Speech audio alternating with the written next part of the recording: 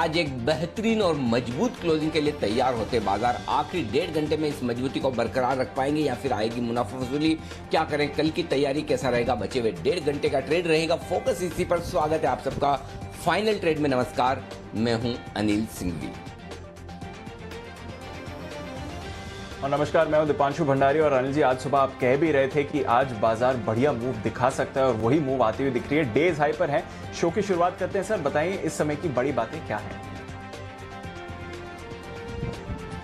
मजबूती के साथ कारोबार करते हुए बाजार दिन की ऊंचाइयों पर पहुंचते हुए दिख रहे हैं और जोश न सिर्फ निफ्टी में बल्कि चारों तरफ है। बैंक निफ्टी भी अब मजबूती के साथ ट्रेड करता हुआ दिख रहा है। निफ्टी 100 अंक ऊपर है तो बैंक निफ्टी 500 अंक मजबूत होकर 35,500 को पार करके 35,600 के भी ऊपर ट्रेड करता हुआ दिख रहा है। सेंसेक्स में 300 अंकों की तेजी आपको इस वक्त नजर आएगी। मजबूती उनसे आती दिख रही है जिनमें आपको पिछले 2-3 दिनों में सबसे ज्यादा कमजोरी दिख रही थी, मसलन मेटल्स। जहां पर सबसे ज्यादा मार पड़ी, रिकवरी भी वहीं पर सबसे शार्प है।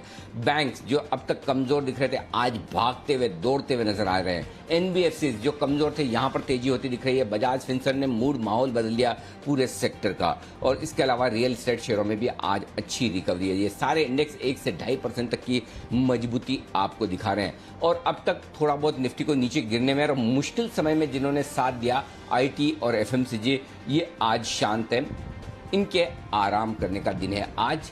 कमान तेजी की आज उन सभी हाई बीटा सेक्टर्स के हाथ में है।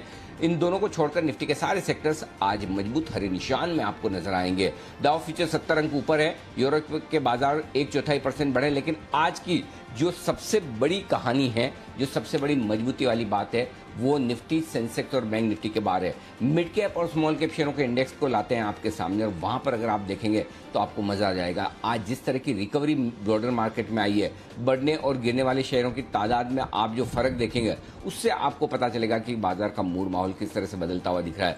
बीएसई पर इस वक्त 2100 शेयर ऐसे हैं जो बढ़त के साथ कारोबार कर रहे हैं, 1200 शेयर कमजोर है। एनएसई पर 1300 से ज्यादा शेयर मजबूत है, 450 शेयर कमजोर है। मिड कैप और स्मॉल कैप इंडेक्स में देखिए 1 से 1.5% तक की तेजी जो बनती हुई दिख रही है। और बढ़ने और गिरने वाले शेयरों की तादाद अब बताती है कि बाजार का मूड माहौल कैसा है। तो आज इंडेक्स के बाहर फिर से देखिए, हर रोज आप इंडेक्स के बाहर देखते हैं, इंडेक्स मजबूत दिखता है और आपको लगता है कि अरे बाकी ब्रॉडर मार्केट में तो कुछ है ही नहीं।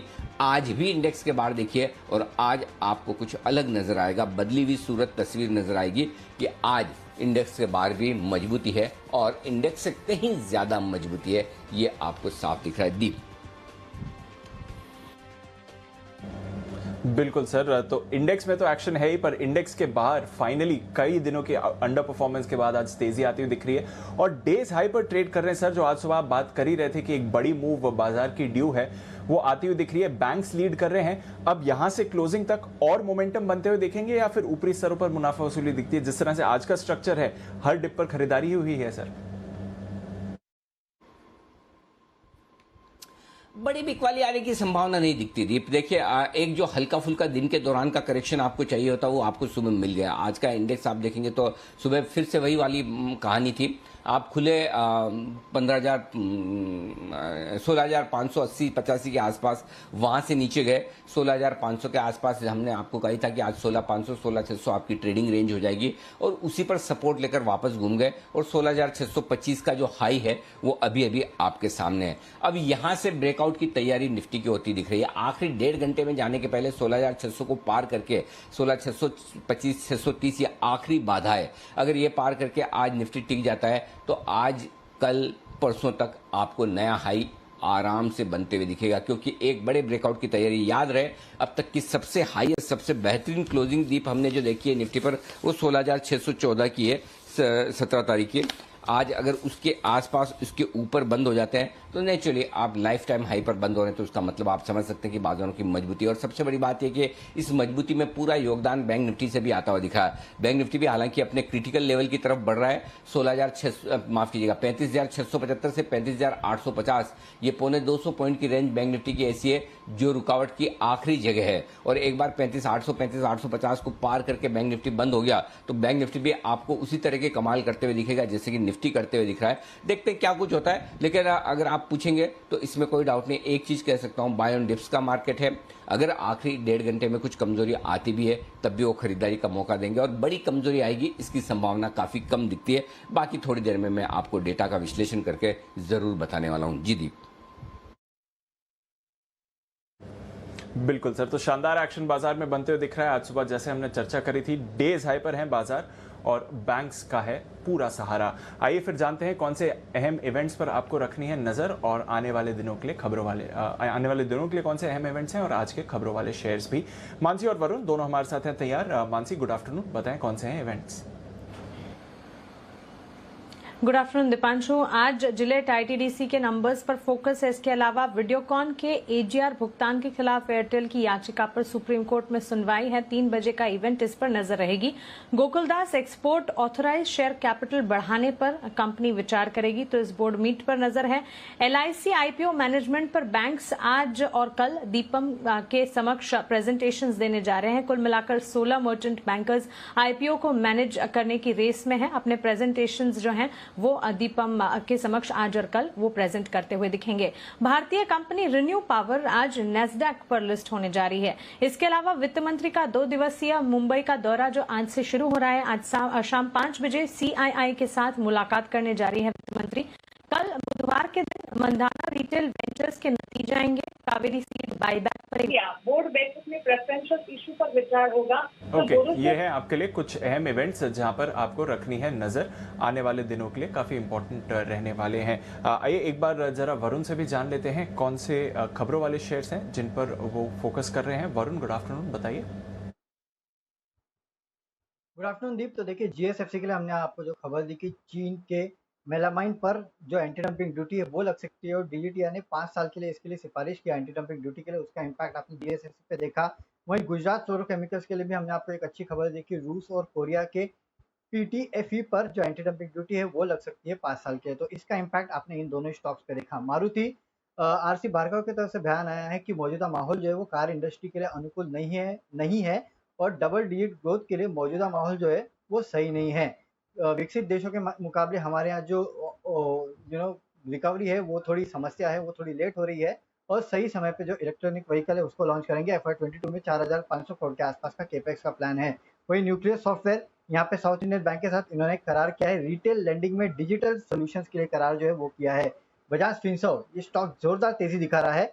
एएमसी के गठन के लिए सेबी से मंजूरी मांगी है। म्यूचुअल फंड कारोबार के लिए ये कंपनी अब उतरने वाली है।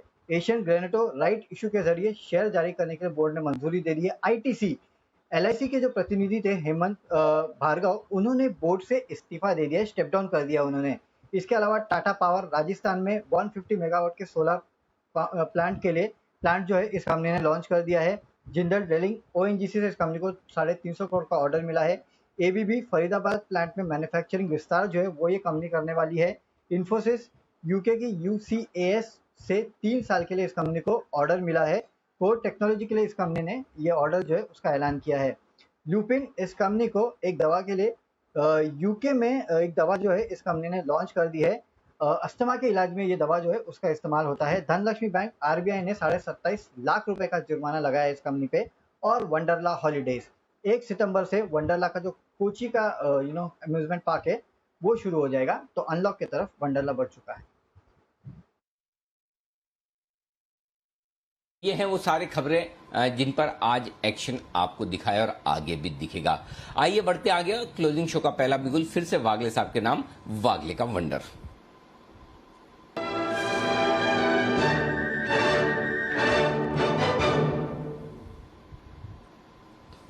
बताएं वागले साहब।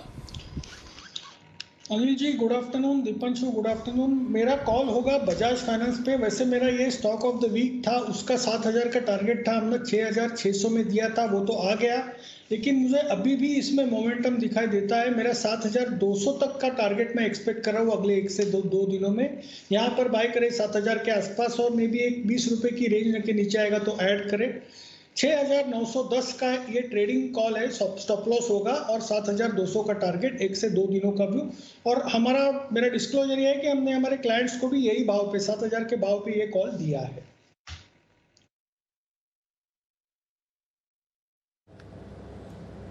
ओके, तो बजाज फाइनेंस पर रखिए भरोसा। आज सुबह हम देख रहे थे बजाज फिनसर्व पर भी वागले साहब की कॉल आई थी और दोनों बजाज फाइनेंस बजाज फिनसर्व जबरदस्त एक्शन में आते हुए दिख रहे हैं। पॉजिटिव खबर भी आई है बजाज फिनसर्व के लिए।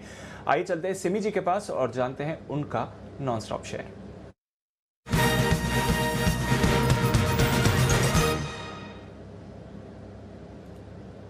गुड आफ्टरनून सिमी जी, बताएं मैम। Good afternoon Deepanshu. खरीदारी का सलाह देना है और खरीदारी करवाना है डीएलएफ पर। डीएलएफ 312 के आसपास अभी भाव है और मुझे लगता है कि ये स्टॉक यहाँ से चलेगा। इनफैक्ट सुबह से बहुत ही अच्छा शानदार रिकवरी दिया है। आज का क्लोजिंग सिर्फ 316 के ऊपर अगर आ जाए तो नेक्स्ट वीक डीएलएफ को, नेक्स्ट वीक नहीं, नेक्स्ट 2 ट्रेडिंग सेशन में डीएलएफ को 325-30 के ऊपर जाके सेटल करेगा। करंट लेवल पर खरीदने का सलाह है। मेरे क्लाइंटों को भी मैंने करंट लेवल पर ही दिए हैं खरीदने के लिए। तो डीएलएफ खरीदना है। 308 का स्टॉप लॉस के साथ डीएलएफ को खरीदेंगे और 316 अगर आज ही के आज क्रॉस हो जाता है तो ये पोजीशन कल तक होल्ड करेंगे। 325 और 330 ये 2 टारगेट्स के लिए। ओके, तो यह है आपके लिए डीएलएफ जिस पर आप वापस मोमेंटम आते हुए देख रहे हैं। जैसा अनिल जी कह रहे थे, काफी सारे स्टॉक्स जो पिछले कुछ दिनों में दबाव में रहे हैं और उन सब पर एक बढ़िया रिबाउंड आपको आते हुए दिख रहा है। मेटल स्टॉक्स में भी बढ़िया तेजी आपको बनती हुई दिख रही है। नाल्को, सुमित जी सुबह इसके बारे में भी बात हो रही थी, बैन से भी ये बाहर आया है तो उसका भी थोड़ा इंपैक्ट हम देख रहे हैं। 6% ऊपर है इस समय नाल्को, यहां से और मोमेंटम एक्सपेक्ट करें? दीपांशु देखिए, मेटल्स के अंदर एक स्मार्ट रिकवरी आज देखने को मिल रहा है। ऐसा लग रहा है कि मेटल्स यहां से एक अच्छा ऊपर का मूव दिखा सकते हैं। नैल्को के अंदर एक अच्छी करेक्शन के बाद बाउंस का शुरुआत हुआ है तो 80 के ऊपर सस्टेन करने पे 85 से 88 तक के इमीडिएट शॉर्ट टर्म के टारगेट होंगे। तो नैल्को के अंदर फिलहाल पोजीशंस होल्ड करके चले और आज का इंडेक्स का क्लोजिंग अगर 16,600 के ऊपर आ जाता है तो फिर वो एक पॉजिटिव साइन होगा। तो उस केस में फिर मेटल सेक्टर वापस से रैली करना स्टार्ट कर देगा। बिल्कुल, तो मेटल्स में बढ़िया तेजी बनती हुई दिख रही है। अब सवाल यही है कि क्या ये सस्टेनेबल है या नहीं। चोला इन्वेस्टमेंट एक और काउंटर जहां पर आपको बढ़िया एक्शन बनते हुए दिख रहा है। कुणाल जी जरा इसके चार्ट पर राय डालें, क्या चल रहा है चोला इन्वेस्टमेंट में?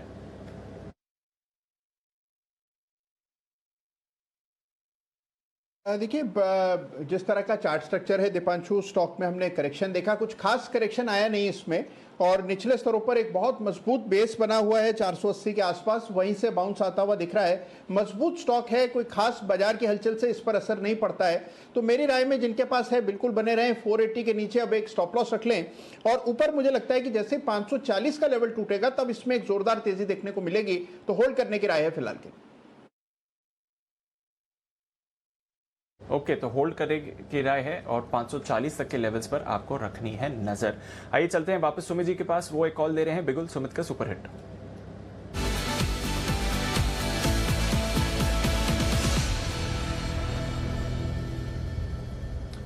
बताएं सुमित जी।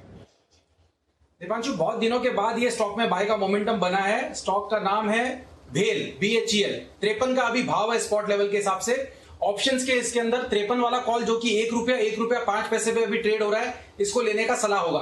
भेल के अंदर दीपांशु पिछले 1-1.5 महीने की कंटिन्यूअस गिरावट के बाद आज एक स्ट्रॉन्ग कैंडल फॉर्म हो रही है। कल इसने डोजी कैंडल बनाया था, आज डोजी के हाई के ऊपर आ चुका है।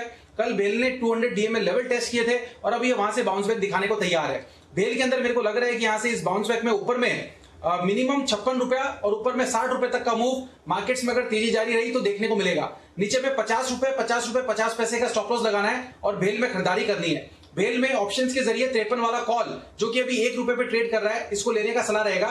40 पैसे का नीचे में स्टॉप लॉस लगाना है, ऊपर में ₹1.75 और ₹2.25 ये टारगेट्स देखने को मिल सकते हैं। भेल का 53 वाला कॉल ले सकते हैं या फिर स्पॉट में खरीदारी कर सकते हैं 56 से 60 के टारगेट के लिए। ओके, तो यह है आपके लिए BHEL। बड़े बाउंस बैक की उम्मीद दिखा रहे हैं सुमित जी। टारगेट्स देखिए, यहां से 10% से भी ज्यादा की तेजी सुमित जी को आते हुए दिख रही है। भेल में नजर रखिए, काउंटर तेजी में आ रहा है, 4% ऊपर फिलहाल ट्रेड करता हुआ दिख रहा है। एक और स्टॉक जहां पर आपको थोड़ा एक्शन बनते हुए दिखा है, गुजरात गैस। इस पर भी डालिए नजर, आज सुबह भी इस पर बात हो रही थी। जरा एक राय इस पर मैं नितिन जैसी भी लेना चाहूंगा। नितिन जी, गुजरात गैस अगर आप चार्ट पर देखें, लंबे समय बाद आज थोड़ी मूव आती हुई दिखी है, कोई राय सर? गुजरात गैस का डेटा अभी मेरे पास नहीं है, मैंने नहीं देखा है, तो और दूसरा स्टॉक आप पूछ सकते हैं। चलिए कोई बात नहीं, गुजरात गैस पर थोड़ी देर में चर्चा करेंगे। पर जो गुजरात गैस की खबर है वो ये है कि इन्होंने दाम बढ़ाए हैं अपने इंडस्ट्रियल कस्टमर्स के लिए। तो गुजरात गैस के लिए तो अच्छी खबर है, बट इसका इंपैक्ट क्या होगा स्पेशली उन इंडस्ट्रीज के लिए जो गैस इस्तेमाल करती हैं कंपनी की तरफ से। आइए जानते हैं इसके बारे में मानसी के साथ। मानसी, बताइए क्या होगा इसका इंपैक्ट? बिल्कुल दीपांशु, देखिए गुजरात गैस ने दामों में बढ़ोतरी की है। इंडस्ट्रियल सेगमेंट की कीमत जो है 4 रुपए प्रति standard cubic metre of gas से बढ़ाई गई है। वहीं सीएनजी की कीमत 2 रुपए प्रति किलोग्राम से बढ़ाई गई है और नई कीमतें जो हैं वो आज से लागू हो रही है। अब इन्होंने तो दाम में बढ़ोतरी कर दी है, लेकिन इसका सीधा इम्पैक्ट जो है टाइल मैन्युफैक्चरिंग और सिरेमिक स्पेस पर पड़ता हुआ दिखेगा। कैसे मैं समझा रही हूँ, मोरबी टाइल मैन्युफैक्चरिंग पर इसका एक प्रभाव पड़ेगा। मोरबी टेक्सटाइल और स्टाइल्स मैन्युफैक्चरिंग हब है एक बड़ा सा, ये तो हम जानते ही हैं। टाइल उत्पादन के लिए एक बड़ा क्लस्टर ये माना जा रहा है।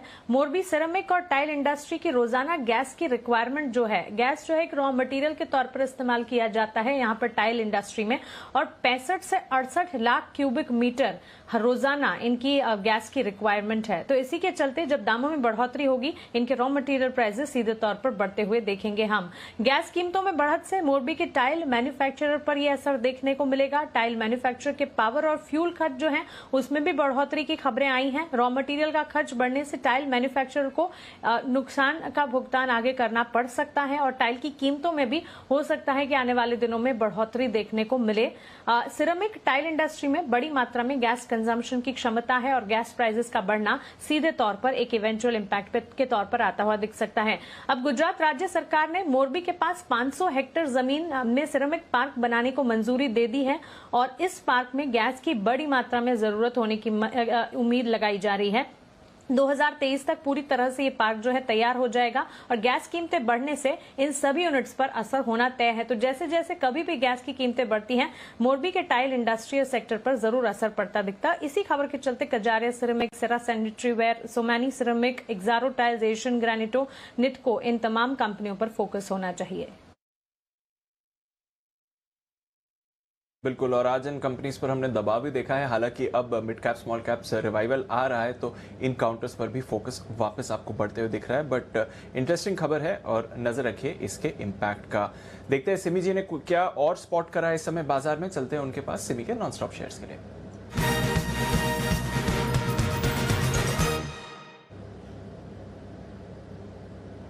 बताएं सिमी जी। दीपांशु, खरीदारी का सलाह देना है डालमिया शुगर्स पर। 410 411 के आसपास है, करंट लेवल पर भी खरीदा जा सकता है। ये मैंने जब स्पॉट किया था तब 400 के भी नीचे था। जो भी है करंट लेवल पर भी मैं बाई कॉल इसलिए दे रही हूँ, इसके पीछे 2-3 कारण है। एक तो आज शुगर इंडस्ट्री चल रहा है, मिड कैप इंडेक्स अच्छा है। अनिल जी ने अभी भी बताया मिड कैप इंडेक्स में बहुत अच्छा रिकवरी देखने को मिला है। शुगर चल रहा है, शुगर में बहुत सारे 1-2 शेयर जो मेरा अभी नजर में पड़ा है, प्राज इंडस्ट्रीज अभी सर्किट में है। और डालमिया शुगर इसलिए मैंने चूज किया है क्योंकि कल का सेशन बाद डालमिया शुगर जो भी लो बनाया था 355 के आसपास, वो इसका 100 डेमा था। तो 100 डेमा से एक बाउंस बैक तो आता है stock overall long term trend तो पॉजिटिव है। 100 डेमा कल टेस्ट किया था, कल 355 का लो था, आज 378 या 77 का लो है और ये स्टॉक अभी रिकवरी में है। दीपांशु, ये स्टॉक 430 का मिनिमम टारगेट, 450 का दूसरा टारगेट के लिए तैयार है। मुझे लगता है कि करंट लेवल पर खरीदना है, करंट लेवल पर खरीदना चाहिए। 400 के नीचे ही स्टॉप लॉस लगाइए क्योंकि स्टॉक ऑलरेडी बढ़ चुका है। 400 के नीचे 398 कहीं पे भी लगाइए स्टॉप लॉस, और 430 का पहला टारगेट, 450 का दूसरा टारगेट के लिए डालमिया शुगर्स को करंट लेवल पर खरीदिए। ओके, डालमिया भारत शुगर 430 और 450 के टारगेट के लिए करे खरीदारी। ये है स्टॉक जो कमाल करने की तैयारी में। शुगर स्टॉक्स में वापस से भरपूर एक्शन आता हुआ दिख रहा है। आइए अगला बिगुल फिर से नितिन जी के लिए। नितिन जी की तरफ से आ रही है एक ऑप्शन की बेहतरीन स्ट्रेटेजी, निफ्टी के निशानेबाज नितिन मुरार का।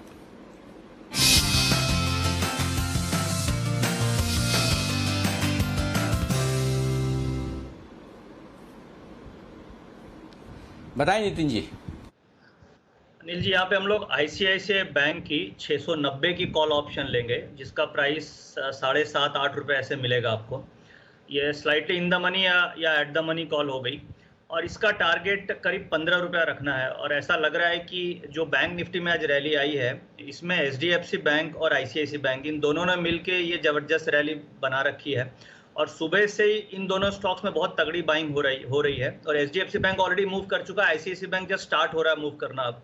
तो इसलिए हम आईसीआईसीआई बैंक की कॉल ऑप्शन ले रहे हैं 690 की, 7, 7.5, 8 ऐसे मिलेगी। 15 का टारगेट होगा और 4 रुपए का स्टॉप लॉस होगा। 4 रुपए का स्टॉप लॉस, 15 का टारगेट। आईसीआईसीआई बैंक में खरीदारी करने की राय। और आप कह रहे हैं कि बैंकिंग शेयरों में एक एक करके मुंह आता दिख रहा है। निफ्टी, बैंक निफ्टी के डेटा क्या कह रहे हैं नितिन जी आपके? देखिए, निफ्टी और बैंक निफ्टी ये एक तो मंथली एक्सपायरी है, तो मंथली एक्सपायरी परसों जो होगी उसमें मुझे ऐसा लग रहा है कि 16,700 और 750 की तरफ निफ्टी होनी चाहिए। और उसके पीछे रीजन ये है कि पॉइंट नंबर 1, 16,500 और 16,600 इन दोनों के कॉल राइटर्स ट्रैप हो चुके हैं। करीब 1 करोड़ शेयर से ज्यादा ओपन इंटरेस्ट है और वो हम ब्रेकआउट ले रहे हैं। दूसरा रीजन ये है कि बैंक निफ्टी का सपोर्ट हमें मिल गया है और बैंक निफ्टी में शॉर्ट कवरिंग आनी चाहिए, जिसके कारण निफ्टी और ऊपर जाएगी। तो एक्सपायरी और रोलओवर्स को देखते हुए ऐसा लग रहा है कि जो एक्सपायरी होगी परसों वो 16,700, 16,750 की तरफ होगी। और बैंक निफ्टी की एक्सपायरी 35,800, 35,900 की तरफ होनी चाहिए। हो सकता है 36,000 का भी लेवल टच कर जाए। उसके पीछे रीजन ये है कि बैंक निफ्टी के जो बड़े स्टॉक्स हैं, जैसे HDFC bank, ICICI bank, Axis bank, SBI, इनमें जो बाइंग नहीं हो रही थी, इनमें आज सुबह से काफी बाइंग हो रही है। अगर आप इनका ओपन इंटरेस्ट देखेंगे तो 13, 14% का ओआई एडिशन है। और दूसरा, शॉर्ट्स भी काफी ट्रैप है और मंथली एक्सपायरी है। तो कुल मिला के कंक्लूजन यही मिल रहा है कि बैंक निफ्टी की एक्सपायरी 36,000 की तरफ होनी चाहिए या उससे ऊपर भी हो सकती है, और निफ्टी की एक्सपायरी 16,700, 750 की तरफ हो सकती है। ओके, ये है आपके लिए निफ्टी और बैंक निफ्टी पर पूरा का पूरा एक्शन आता हुआ। कुणाल जी और राकेश जी भी तैयार हैं बिगुल चार्ट कॉर्नर का।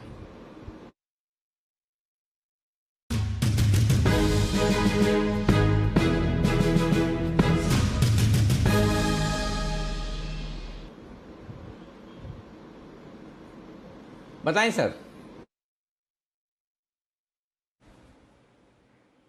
अनिल जी, एक स्टॉक जो परफेक्ट कैंडिडेट लग रहा है शॉर्ट कवरिंग का, वो है पिरामल इंटरप्राइजेस। PEL पर खरीदारी की राय है। यहाँ पर एक पॉजिटिव क्रॉसओवर देखने को मिला है, 2600 के ऊपर स्टॉक निकला है, साथ में एक ब्रेकआउट है। ये स्टॉक टेक्निकली एक परफेक्ट कैंडिडेट लगता है short covering plus fresh longs का। ओवर टू कुणाल जी।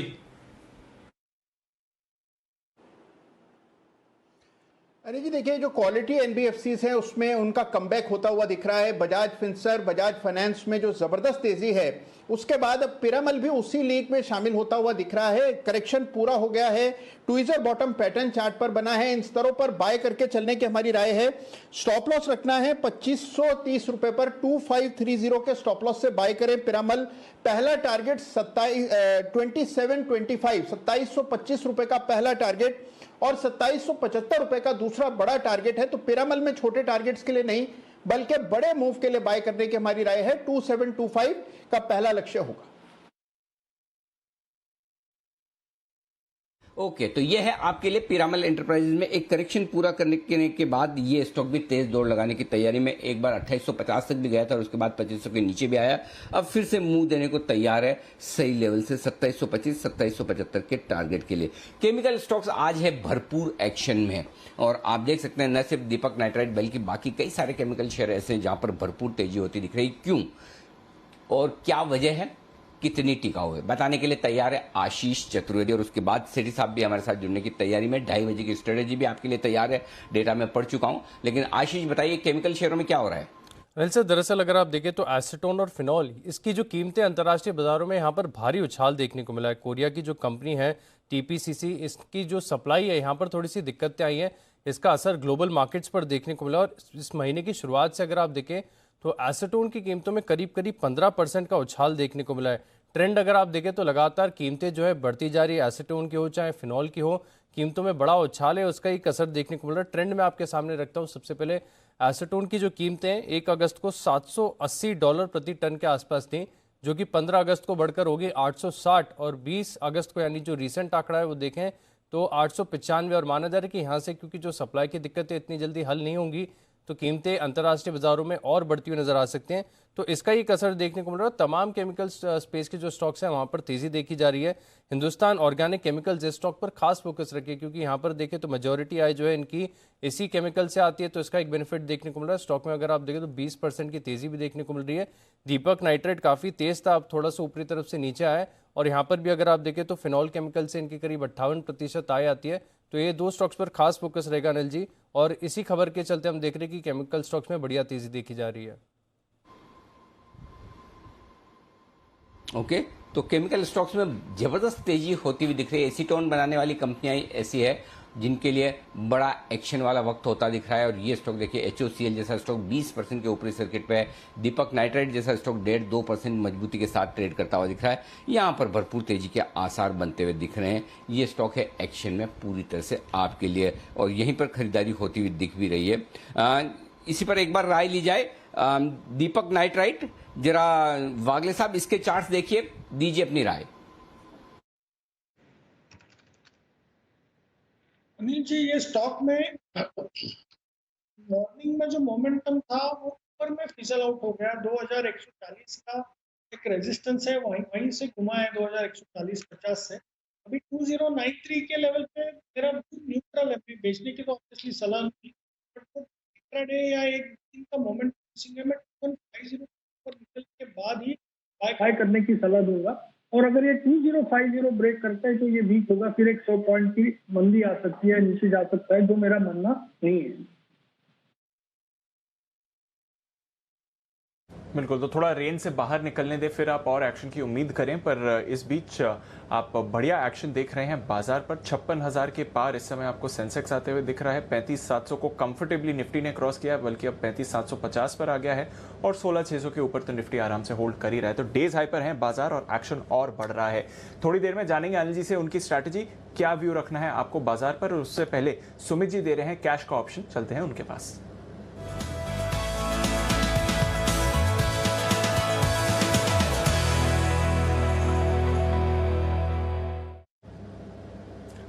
बताएं सुमित जी। दिवांशु, कैश का ऑप्शन में स्टॉक ऑप्शन है। 10 दिन की गिरावट के बाद ये स्टॉक में आज पहला दिन है जब बाइंग मोमेंटम बन रहा है। स्टॉक का नाम है मदरसन सुमी। 208 रुपए का अभी इसके अंदर स्पॉट लेवल के हिसाब से भाव चल रहा है, और जो ऑप्शन बाय करना है वो है 210 का कॉल, जो कि ₹1.90 ₹2 पे अभी ट्रेड कर रहा है। मदरसन सुमी पिछले 10 से 11 दिनों की गिरावट के बाद आज पहला दिन है जब इसने बाउंस बैक दिखाने का शुरुआत की है। 200 DMA लेवल टेस्ट करके ये बाउंस बैक दिखा रहा है। मेरे को लग रहा है स्टॉक यहां से ऊपर में 214 रुपए से लेके 218 रुपए तक का मूव दिखाने को तैयार है। नीचे में स्टॉक का सपोर्ट है 200 रुपए, 201 रुपए के आसपास। तो ये सपोर्ट जोन को ध्यान में रखते हुए 210 का कॉल यहाँ पे CMP पे खरीदारी करना है। नीचे में स्टॉप लॉस लगाना है। 80 पैसे का भाव चल रहा है, 2 रुपए के आसपास। यहां से ऊपर में मेरे को लग रहा है 3.5 रुपए से लेके 5 रुपए तक का मूव मदरसन सुमी के 210 के कॉल के अंदर देखने को मिल सकता है। तो 210 का कॉल खरीदारी करके चलने का सलाह रहेगा। ओके, तो ये है वो स्टॉक जहां पर तेजी करें आप। मदरसन सुमी 210 रुपए वाला कॉल ऑप्शन 2 में खरीदिए, 80 पैसे का लगाइए स्टॉप लॉस, और 3.5 से 5 रुपए के टारगेट के लिए। और अभी अभी जो केमिकल शेयरों पर जो आशीष ने पूरी जानकारी दी, उस पर एक विशेष टिप्पणी और जानकारी अपनी और ऐड करना चाहते हैं बंसल जी। बंसल जी, कुछ कहना चाहते हैं आप उस पर? देखिए अनिल जी, एसीटोन जो है अनिल जी, लोगों को मालूम नहीं है अनिल जी, एसीटोन जो है ना वो it's a common house hold product है। देखिए अनिल जी, हर घर पे नेल पॉलिश रिमूवर होता है, वो कुछ नहीं सिर्फ एक एसीटोन होता है। तो मेरे घर पे तो अनिल जी जो नेल पॉलिश रिमूवर आता है वो रॉ केमिकल बड़ी शीशी में आता है। इसको अनिल जी लेदर प्रोडक्ट्स को भी साफ करने के लिए, बेल्ट, वॉलेट्स और इन सब चीज़ों के लिए, वाइट शूज़ को भी क्लीन करने के लिए अनिल जी मैं यूज़ करता हूँ। बट ये एक नेल पॉलिश रिमूवर है। मेरे को तो अनिल जी स्ट्रक्चर फॉर्मूला सब पता है, बट मैं बाकी पैनलिस्ट और व्यूअर्स को अवेयर करना चाहता हूँ कि डायरेक्ट एसीटोन ही खरीदा करें, नेल पॉलिश रिमूवर ना खरीदा करें, सस्ता पड़ता है अनिल जी। ओके, ये मेरी तो जानकारी पहली बार ही बढ़ी, लेकिन इसमें सबसे ज्यादा क्या एकमात्र इस्तेमाल करने वाली सिमी जी हैं, और सिमी जी कुछ विशेष टिप्पणी करना चाहती है। जी सिमी जी, बोलिए। जी नहीं अनिल जी, मैंने कोई टिप्पणी नहीं देना चाहती हूँ। मैं एक बीटीएसटी कॉल मेरे पास आया था, वही मैं शेयर करना चाहती थी। पर बात यह है कि देख के लग रहा है कि सिमी जी सबसे ज्यादा इस्तेमाल अच्छा। करती है, पर आप घर में जाके देखिए किसके घर सबसे ज्यादा इस्तेमाल होता है। मेरा तो स्टॉक मार्केट देखने के बाद नेल पॉलिश लगाना और रिमूव करने का भी टाइम नहीं होता है, तो इसलिए मेरे पास कोई मतलब उतना भी इस्तेमाल मेरे से नहीं होता है। ठीक बात है। चलिए बिना समय ठीक बात है। चलिए तो आइए अब सिमी जी की तरफ से लेते हैं उनकी एक बेहतरीन कॉल, सिमी के नॉन स्टॉप शेयर।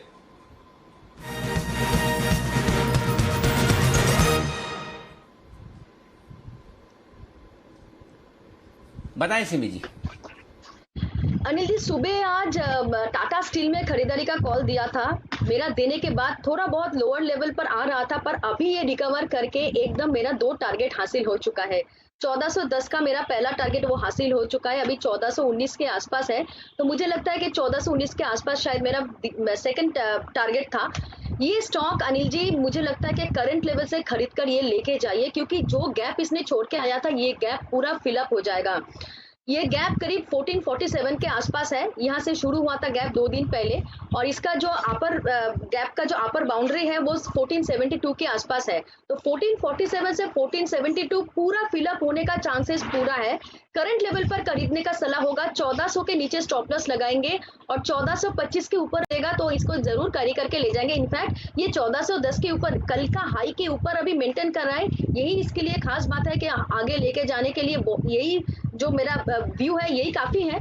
1410 के ऊपर ही इसमें बाइंग आता है। 1420-25 का मिनिमम टारगेट आता है। 1447 का पहला टारगेट, 1472 का दूसरा टारगेट के लिए टाटा स्टील को खरीदने का सलाह होगा। वापस से मैंने सुबह भी दिया था, सुबह का टारगेट हासिल हो चुका है, तो ये मैं सेकंड टाइम मैं वापस रिपीट करती हूँ, टाटा स्टील को करंट लेवल पर खरीद कर लेके जाइए। तो टाटा स्टील है सिमी जी की पसंद का शेयर। यहां पर बड़ी एक्शन, बड़ी तेजी की तैयारी होती हुई दिख रही है। आइए बढ़ेंगे आगे। सेठी साहब से मुलाकात करने का वक्त, सदाबहार सेठी साहब की शॉर्ट टर्म पिक्स।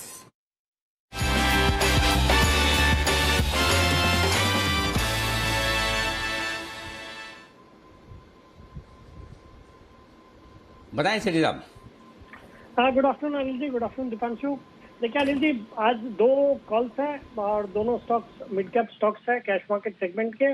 और अनिल जी, हमने देखा है कि आज एक अच्छी खासी बहुत ही शानदार तेजी मिड कैप सेक्टर में स्टॉक्स में वापस से देखने को मिली। और ये सिर्फ भारत का ही फेनोमेनन नहीं है। कल अगर आपने यूएस को भी नोटिस किया तो वहां पे जो उनका मिड कैप इंडेक्स है रसल 2000, वो कल 2% के करीब बढ़ा, जबकि जो डाउ जोन्स है या जो मेन इंडेक्स है वो सिर्फ 0.6% ही बढ़ा है। तो मुझे लगता है ये जो बहुत अच्छी खासी एक 25-30% की अच्छी क्वालिटी के मिड कैप्स में भी जो गिरावट आई है पिछले कुछ दिनों में, वहां से अब ये रिकवरी शुरू हुई है और there is lot of steam left in mid cap stocks. तो आज 2 स्टॉक दोनों मिड कैप स्टॉक है कैश मार्केट के, जिनमें खरीदारी करनी है। बताएं सर, पहला स्टॉक आज के लिए। अनिल जी, जो पहला स्टॉक है आज का स्टॉक का नाम है ग्राइंडवेल नॉर्टन, जो कि अभी 1260 के लेवल पे ट्रेड होता है। एक ये सेंट गोबेन ग्रुप की, जो कि फ्रेंच मल्टीनेशनल है, उनकी एक ग्रुप कंपनी है जहाँ पे प्रोमोटर की अच्छी खासी 51% हिस्सेदारी है। और ये जो कंपनी है ये मेटल सेक्टर पे इसके फॉर्च्यून्स डिपेंडेंट है और आज हमने देखा मेटल सेक्टर में वापस से एक बहुत अच्छी तेजी देखी जा रही है। ये कंपनी एब्रेसिव्स, रिफ्रैक्टरीज, सेरेमिक्स और सिलिकॉन कार्बाइड इस तरह के प्रोडक्ट्स बनाती है। हाल ही में इन्होंने एक नया अपना प्लांट भी शुरू किया। एक जापान की कंपनी है शिनागावा रिफ्रैक्टरीज, उसके साथ एक जेवी भी किया है। और बाकी ये कंपनी, ये जो इसके प्रोडक्ट्स है, ये कंपनी कैटर करती है ऑटोमोटिव, डिफेंस, हेल्थ, फूड और स्टील, इन सब सेक्टर्स को। सॉलिड फाइनेंशियल्स है, ऑपरेटिंग प्रॉफिट मार्जिन है 20% के, एक जीरो डेट फ्री कंपनी है, return on equity 18%, return on capital employed है 23% का, पिछले 3 साल का पैट का कैगर है 25%। तो एक शानदार कंपनी है। और हाल के जो इसके हाईज थे 1390-1400 के आसपास ये स्टॉक गया था, वहां से अच्छा खासा करेक्ट हुआ है। ये 1260 के लेवल्स पे खरीदारी करने की सलाह है। शॉर्ट टर्म में इसमें मेरा टारगेट है 1310 रुपए का, स्टॉप लॉस रखना है 1240 रुपए का। ओके, 1240 के स्टॉप लॉस के साथ करें खरीदारी ग्रीनवेल नॉर्टन में। ये है आपके लिए राय 1310 के टारगेट के लिए। बताएं सेठी साहब, आज का दूसरा स्टॉक आपके लिए। दूसरा स्टॉक अनिल जी एक छोटी साइज की फार्मा कंपनी है। स्टॉक को मैंने पहले भी कई बार रिकमेंड किया और हर बार बहुत अच्छे इसमें रिटर्न्स मिले हैं। स्टॉक का नाम है अल्बर्ट डेविड, जो कि अभी 570 के लेवल पे ट्रेड कर रहा है। एक फार्मा कंपनी है जो कि बल्क ड्रग्स, फॉर्मुलेशंस, इस तरह के कारोबार में है। कई सारे एमएनसीज के साथ बहुत ही स्ट्रॉन्ग टाई अप है, 35 कंट्रीज में एक्सपोर्ट करती है। फिर इनका एक ब्रेक थ्रू प्रोडक्ट है प्लेसेंट्रेक्स, जो कि ह्यूमन प्लेसेंटा से बनता है, उसके लिए कंपनी जानी जाती है। जून क्वार्टर में बहुत ही दमदार नतीजे थे, मतलब पैट आया 10 करोड़ का, जो कि पिछले साल जून क्वार्टर में 1 करोड़ का नुकसान था। बाकी बहुत ही सस्ते वैल्यूएशन पे स्टॉक ट्रेड करता है। इसका अभी जो प्राइस अर्निंग्स मल्टीपल देख रहा था, अराउंड 10 के मल्टीपल पे स्टॉक ट्रेड करता है। जीरो डेट कंपनी है, और वैसे देखें तो जिस कंपनी की पिछले साल की सेल्स थी अराउंड 250 करोड़ की, उसकी आज मार्केट कैप है फार्मा कंपनी की सिर्फ 320 करोड़, मतलब 1.25 टाइम्स सेल्स एक फार्मा कंपनी ट्रेड कर रही है। बाकी प्रोमोटर्स की अच्छी खासी 61% की हिस्सेदारी है। एफआईएस, बीआईएस भी अच्छी स्टेक ओन करते हैं। जीआईसी अराउंड 3.79% ओन करती है। ये स्टॉक भी अपने जो रिसेंट हाइट 670-75 के हाइट से अच्छा खासा करेक्ट हुआ है। तो इस स्टॉक को भी ये जो 570 के आसपास के लेवल्स है, यहाँ पे खरीदारी करने की सलाह। शॉर्ट टर्म में टारगेट है 605 का, स्टॉप लॉस रखना है 555 रुपए। ओके, तो 605 का टारगेट, 555 का स्टॉप लॉस। अल्बर्ट डेविड पर करें खरीदारी, और साथ ही ग्राइंडवेल नॉर्टन, दो बेहतरीन कैश कॉल्स आपके लिए सीरी साहब की तरफ से। शुक्रिया सीरी साहब हमारे साथ जुड़ने के लिए और अपनी कॉल्स देने के लिए। आइए अब चलते हैं अनिल जी के पास मार्केट स्ट्रैटेजी के लिए।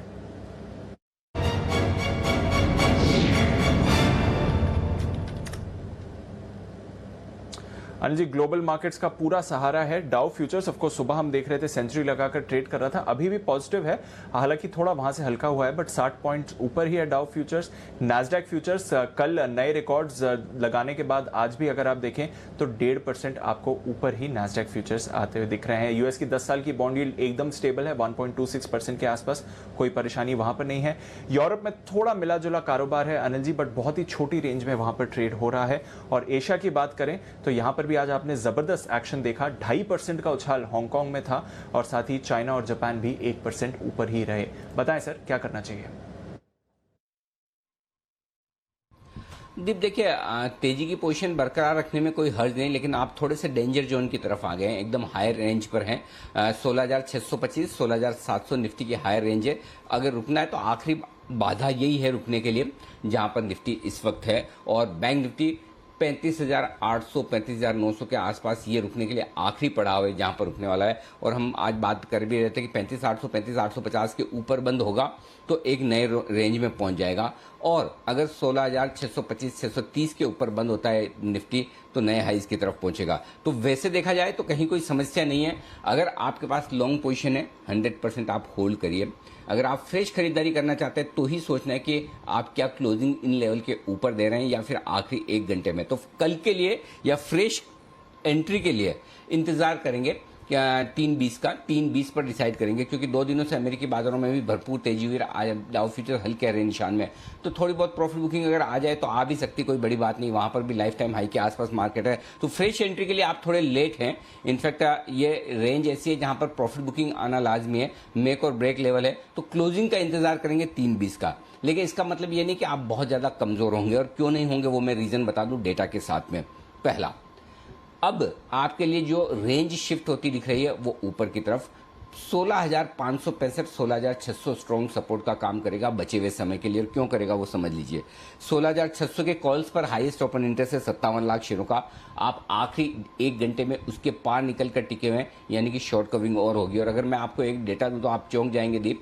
आज मंगलवार है, गुरुवार को मंथली एक्सपायरी होनी है, और उससे पहले 16,600 के पार निकलने के बाद 1,65,00,000 share, 1.65 crore shares call writers ऐसे हैं जो रिस्क पर आ चुके हैं। चलिए मान ले 16,600 वालों को छोड़ भी दें, तब भी 1,07,00,000 शेयर आपके कॉल राइटर्स ऐसे हैं जो 16,550 तक कॉल राइट करके बैठे हैं, मंदी की पोजीशन बनाकर बैठे हैं। इन्हें अपनी शॉर्ट काटनी ही काटनी है। और इसी वजह से मैं कह रहा हूं कि अब आपके लिए 16,565 जहां पर आज आप खुले, वही अपने आप में मजबूत सपोर्ट का काम करेगा। और हो सकता है आखिरी 1 घंटे में 16,590 के नीचे भी निफ्टी ना आए। ये डेटा की मजबूती आपको दिखा रही है, क्योंकि शॉर्ट कवरिंग सहारा देगी।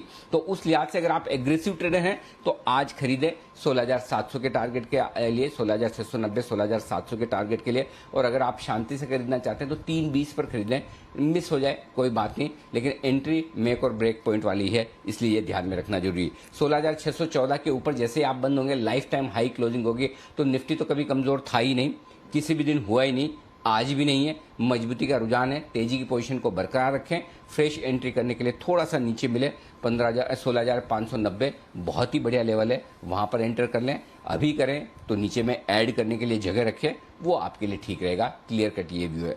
अब आइए bank Nifty. Bank Nifty congestion zone पर आ रहा है। ये ऐसी जगह है जहां पर रुकने अटकने के लिए बैंक निफ्टी के लिए फर्स्ट क्लास जगह है। 35,800 के नीचे बंद होने पर ही बैंक निफ्टी में ब्रेकडाउन हुआ था और तब बैंक निफ्टी 35,000 तक, 34,825 तक फिसला था पिछले 2 दिनों में, 2 सेशन में। ऐसे में अगर 35,800 के ऊपर, 850 के ऊपर आज बैंक निफ्टी बंद होता है तो बैंक निफ्टी भी वापस आपको एक बढ़िया ब्रेकआउट देकर 36,300, 36,500 की तरफ जाने की तैयारी कर सकता है। तो मैं खरीदने के लिए, अगर खरीदना भी है तो निफ्टी ही खरीदूंगा। यहां पर बैंक निफ्टी में एक दिन और इंतजार करेंगे, या फिर आज ही अगर 36,850 के ऊपर बंद देता हुआ नजर आए तो ठीक। अदरवाइज बैंक निफ्टी में इन लेवल्स पर प्रॉफिट बुकिंग करने की राय है। वापस से आपको मौका मिले 35,550, 500-600 की रेंज में, यानी कि यहां से 150 से 200 पॉइंट नीचे बैंक निफ्टी मिले तब आपको एंट्री करनी चाहिए। अब बैंक निफ्टी में भी रेंज धीमे धीमे ऊपर की तरफ शिफ्ट होगी। कैसे? 35,500 के पुट ऑप्शन पर 23 लाख शेयरों का ओपन इंटरेस्ट है और 35,500 पर कॉल राइटर्स हैं 16 लाख शेयरों के। लेकिन एक चीज ध्यान रखें, बैंक निफ्टी में शॉर्ट पोजीशन कम बची है, निफ्टी में शॉर्ट्स बहुत ज्यादा है, इसलिए निफ्टी ज्यादा गिरने के रिस्क नहीं है। बैंक निफ्टी में भले ही गिरे ना गिरे, लेकिन शॉर्ट कवरिंग का सहारा नहीं मिलेगा, फ्रेश खरीदारी आनी जरूरी होगी। तो अब बैंक निफ्टी के लिए ट्रेडिंग रेंज 35,500, 36,000 की हो जाएगी, वो आप देखिए और आज की क्लोजिंग पर फोकस कीजिए। तो बैंक निफ्टी पर फ्रेश ट्रेड 320 पर, निफ्टी पर फिर भी अभी भी आप खरीद सकते हैं, वहां पर दिक्कत कम है। वहां थोड़ा 25-30 पॉइंट और नीचे आए और ऐड कीजिए। निफ्टी ज्यादा कंफर्टेबल लगता है खरीदारी करने के लिहाज से। बैंक निफ्टी 35,850 के ऊपर बंद देगा तो ही और खरीदारी करेंगे। जी दीप। ओके, तो ये है आपके लिए व्यू इस समय मार्केट पर और बड़ी शॉर्ट कवरिंग हो सकती है अगर इन लेवल्स को बाजार होल्ड करते हुए दिखें तो, बट फिलहाल एक्शन आपको भरपूर आते हुए दिख रहा है। आइए कुछ और स्टॉक्स जो इस एक्शन में पार्टिसिपेट कर रहे हैं वहां पर डालिए नजर। अशोक लेलैंड पर अभी एक स्पाइक आते हुए दिखा है। बंसल जी जरा अशोक लेलैंड पर अपनी राय दें, और अगर यहां से एक्शन बनेगा तो कोई ट्रेड भी दिखता है सर?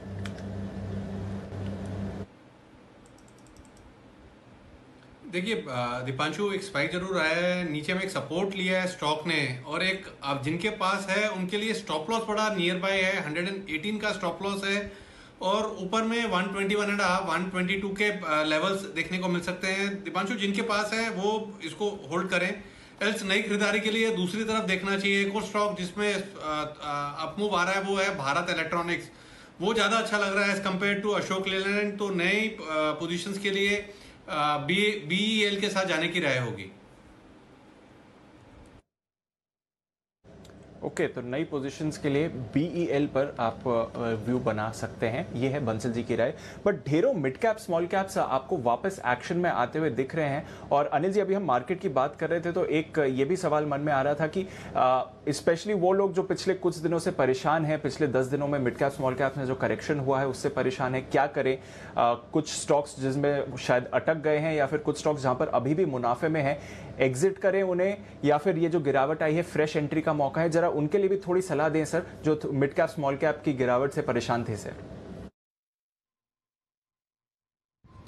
दीप, आप और मैं साथ साथ में चल रहे हैं और पता चला कि आपने ज़्यादा वजन उठा रखा है, मैंने कम उठा रखा है। अगर मैं आपको पूछ लूँ कि दीप आप थोड़ा सा मुझे देना चाहते हैं, मैं मदद कर दूँ, और आप कहें कि ठीक है सर थोड़ा ले लीजिए, मैं भी थोड़ा हल्का रहूँगा।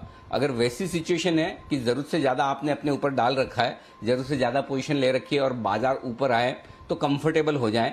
अदरवाइज इतने दिनों तक गिरने के बाद एक दिनों के मिड कैप की रिकवरी में एग्जिट करना नहीं बनता है। मैं फिर से बोल रहा हूं, ध्यान से सुनिएगा और गौर से सुनिएगा।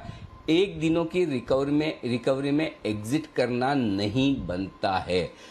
आप मिड कैप शेयरों को एक आध दिन के लिए थोड़ी खरीदते हैं और एक आध दिन के लिए थोड़ी रहते हैं। हाँ, अगर आपने जरूरत से ज्यादा पोजीशन ले रखी है और अगर आपको पिछले 3, 4, 5 दिनों में 7 दिनों में ये डर लगा कि अब मेरा क्या होगा, मेरे पोर्टफोलियो का क्या होगा, एक बार बस भाव आ जाए उसके बाद वापस कभी स्टॉक मार्केट की तरफ मुंह करूंगा नहीं, कभी कुछ लूंगा नहीं, ये अगर ये इस तरह की भावनाएं आपके मन में आई है पिछले कुछ दिनों में, तब तो आपके लिए गोल्डन चांस है कि जिस स्टॉक में आपके भाव आ रहे हैं, भाव के आसपास आ रहे हैं या प्रॉफिट में आ रहा है, थैंक यू वेरी मच करके निकल जाओ कि भाई ठीक है, मेरी गलती हुई थी, मैं आया था और अब मुझे एग्जिट करने का मौका मार्केट वापस दे रहा है, तो मैं उसे अपने आप को भाग्यशाली समझता हूं, निकल जाता हूं और आगे से ध्यान रखूंगा। ये तो उन लोगों के लिए। लेकिन जो लोग रेगुलरली मार्केट में इन्वेस्ट करते हैं, ट्रेड करते हैं, उन्हें अगर ऐसे एक एक दो दिनों के या एक एक दो हफ्तों के उतार चढ़ाव से इस तरह से डर लगेगा तो कैसे काम चलेगा। इसलिए देखिए, हमेशा ये होगा, गिरने में कभी मिड कैप आगे रह सकते हैं, कभी लार्ज कैप रह सकते हैं, बढ़ने में कभी मिड कैप आगे रह सकते हैं, कभी लार्ज कैप रह सकते हैं। और ये चीज हमें समझनी पड़ेगी कि पहले मिड कैप्स की तेजी शुरू हुई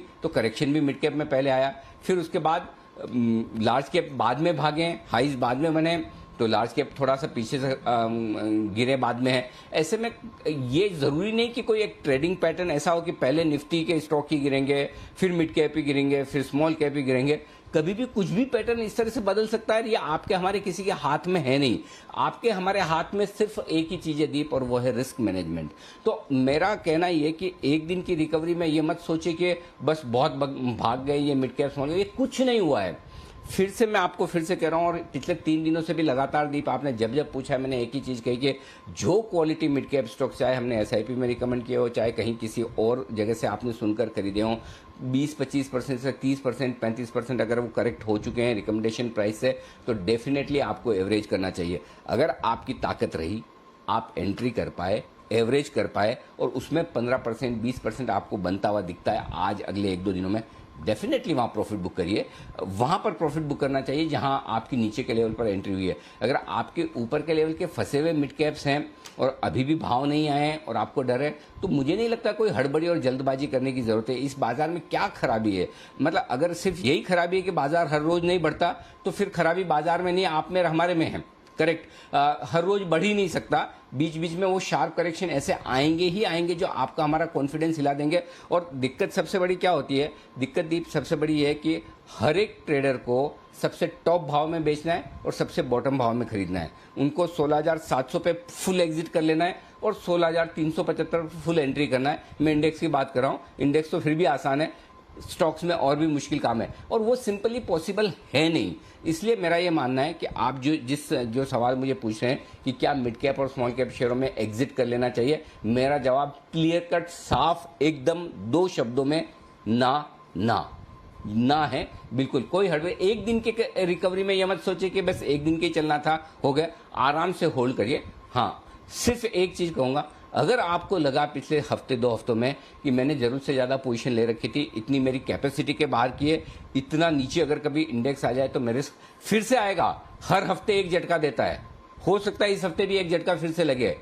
आपकी तैयारी वो होनी चाहिए। अगर आपको उससे डर लगता है तो हल्के हो जाइए। बाकी बिल्कुल कहीं इस मार्केट में डरने घबराने की फिलहाल जरूरत नहीं है, कोई टेंशन वाली बात नहीं। अच्छी क्वालिटी का शेयर है, बिल्कुल होल्ड करिए।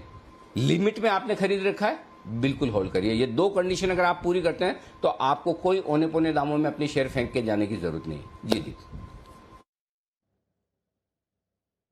क्लियर है सर। तो अभी तो रिवाइवल आया है, थोड़ा इसे एंजॉय करिए और नजर रखिए बाजार पर रिस्क के हिसाब से ही अपनी पोजीशंस को रखें। ये अनिल जी की सलाह है। चोपड़ा साहब भी हमारे साथ जुड़ रहे हैं, उनसे जानेंगे बाजार में उनका क्या व्यू है। पर उससे पहले सिमी जी एक ट्रेडिंग कॉल देना चाह रही हैं, तो चलते हैं उनके पास सिमी के नॉन स्टॉप शेयर्स के लिए।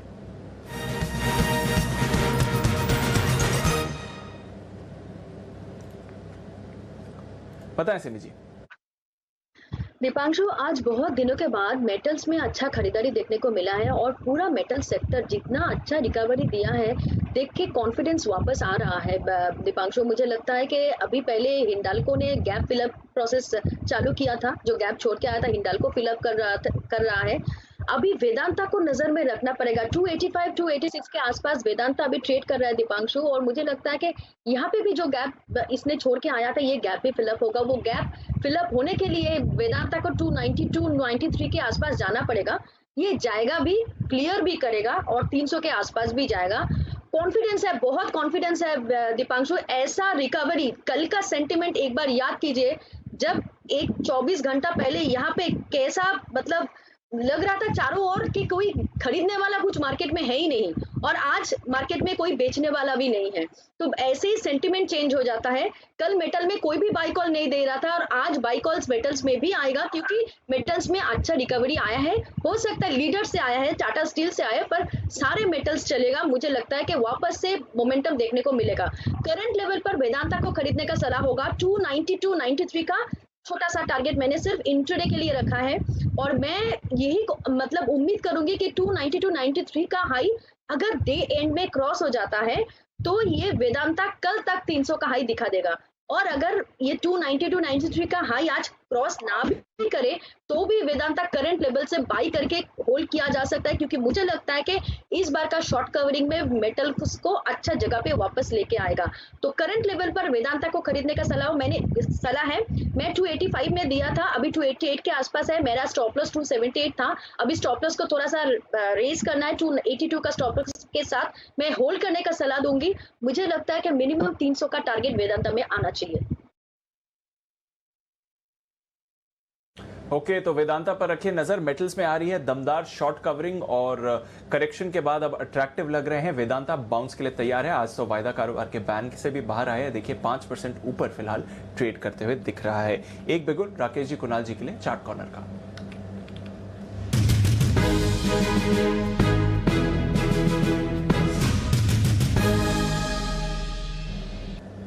बताएं सर।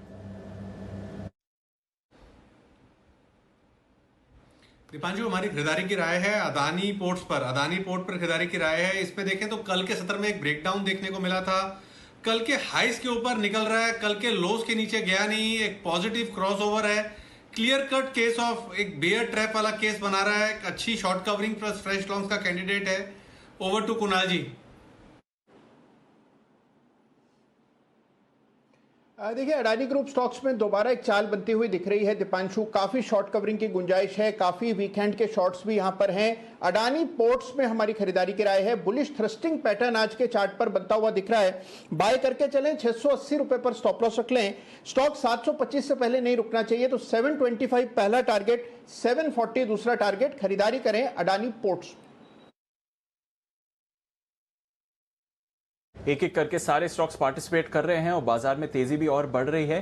सुमित जी के पास चलते हैं उनके सुपर हिट कॉल के लिए।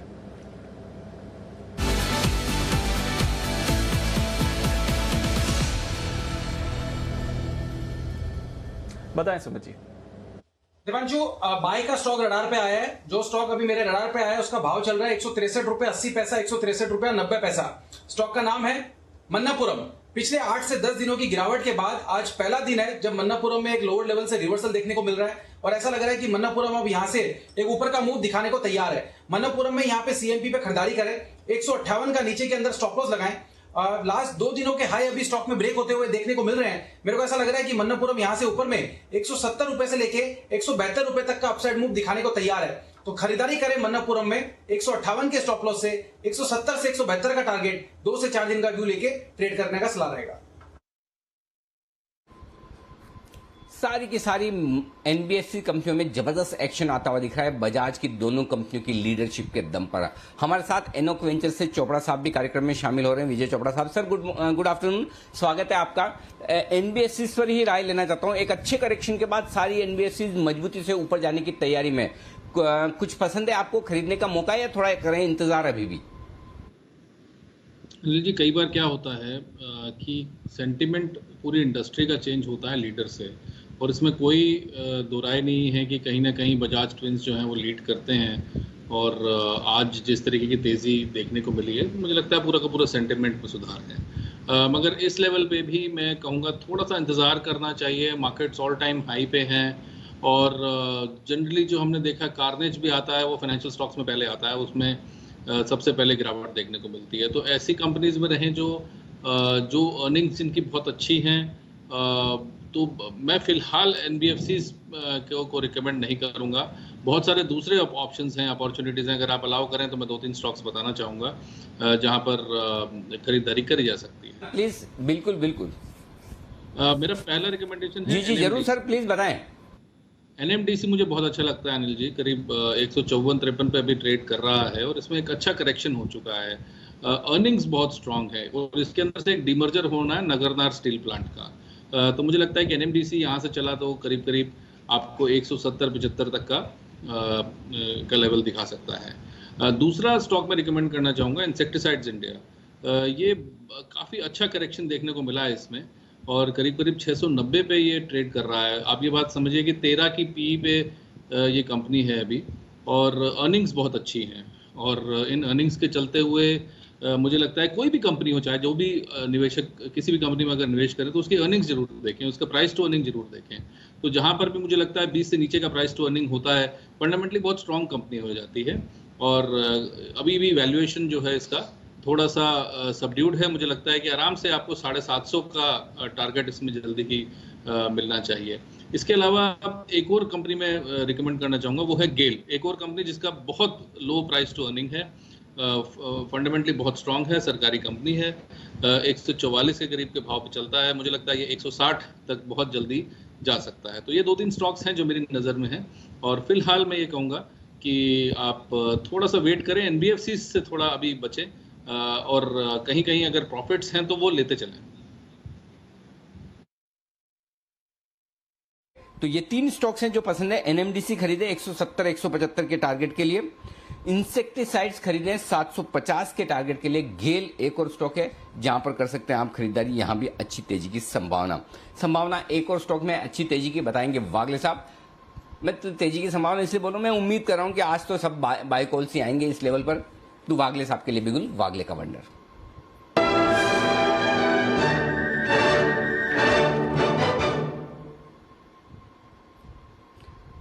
बताएं वागले साहब।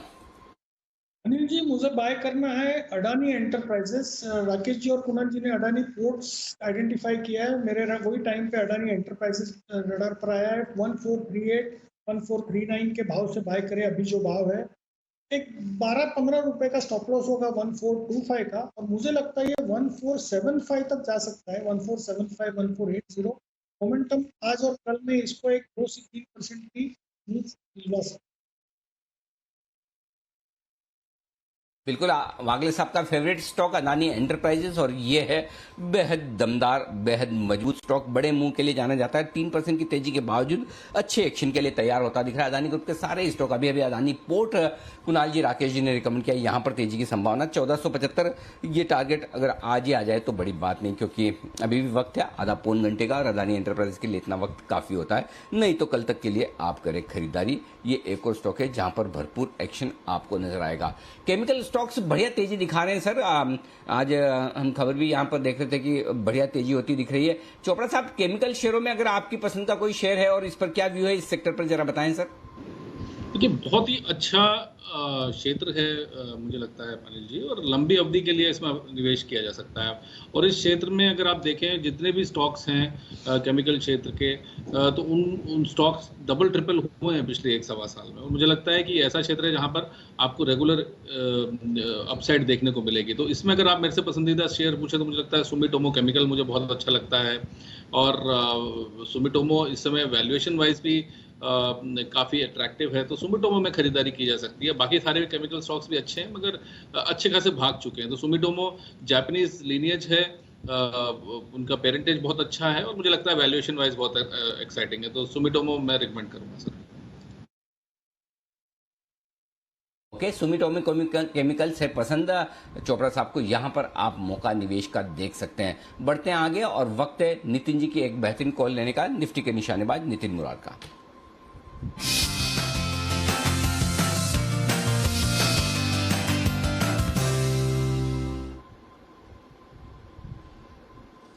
बताएं नितिन जी। जी, परसों मंथली एक्सपायरी है और बैंक निफ्टी का एक ऐसा स्टॉक है जो शॉर्ट कवरिंग कैंडिडेट बन सकता है और वो है एसबीआई, जो अभी 417 पे चल रहा है। इसकी 415 रुपए की कॉल ऑप्शन लेनी है जो आपको 5.5 रुपए में मिल रही है अभी, और इसके स्टॉप लॉस हमें 2 रुपए का रखना है, यानी मैं 3 रुपए का रिस्क रख रहा हूँ। और ये शॉर्ट कवरिंग कैंडिडेट है, इसके टारगेट आपको 12 रुपए भी मिल सकते हैं, 15 रुपए भी मिल सकते हैं। यानी कि जो एसबीआई है ये 425, 30 या 430-35 की तरफ मूव कर सकता है।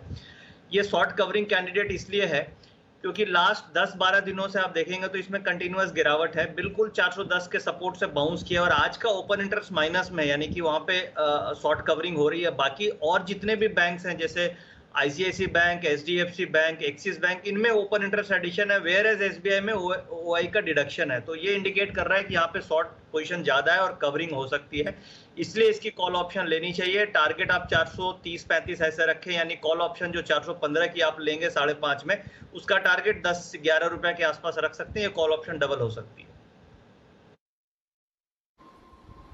ओके, तो निफ्टी पर माफ कीजिएगा, एसबीआई पर 415 वाला कॉल ऑप्शन खरीदिए आप 5.5 रुपए में, 12 से 15 रुपए तक के टारगेट के लिए करें खरीदारी। ये राय आपके लिए। सिमी जी भी अपनी एक कॉल दे रही है और उसके बाद कुणाल जी और राकेश जी की तरफ से भी पिक ऑफ द डे आने की तैयारी में, तो सिमी जी के लिए पहले बिगुल।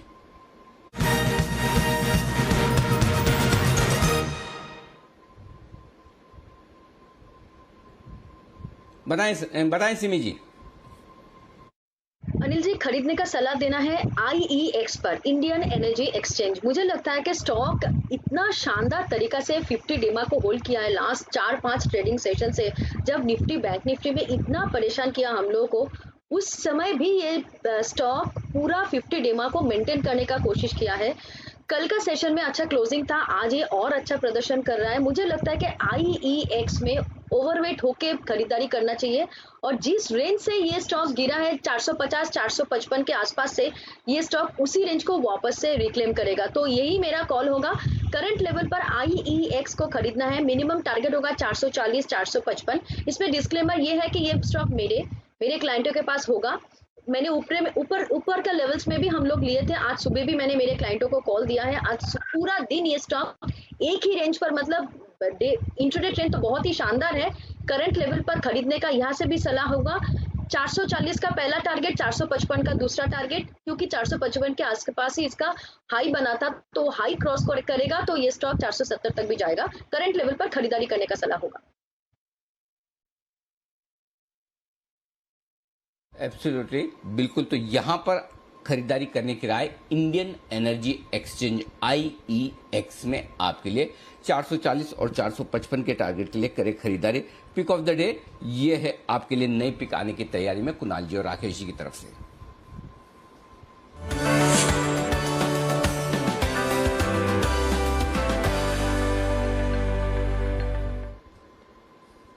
बताएं सर।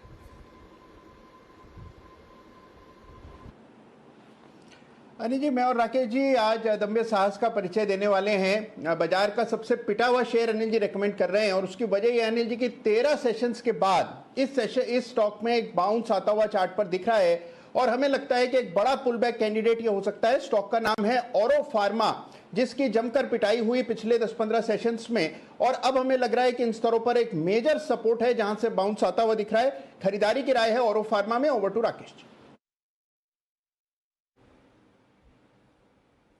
देखिए अनिल जी, पिटा हुआ शेयर है, बहुत बुरी तरह गिरा है अनिल जी। बचपन में सबने, मतलब कि आपने, मैंने, वागले जी ने टेनिस बॉल तो नहीं, क्रिमिच की बॉल देखी होगी अनिल जी। उसको जब ऊपर से गिरते थे तो रिबाउंड होता था, तो इसमें भी एक काफी डेडली रिबाउंड आने को तैयार है। 662 का स्टॉप लॉस है, 740 पहला टारगेट है, 765 दूसरा टारगेट है और एक शार्प पुल बैक के लिए अरविंदो फार्मा गियर अप हो रहा है।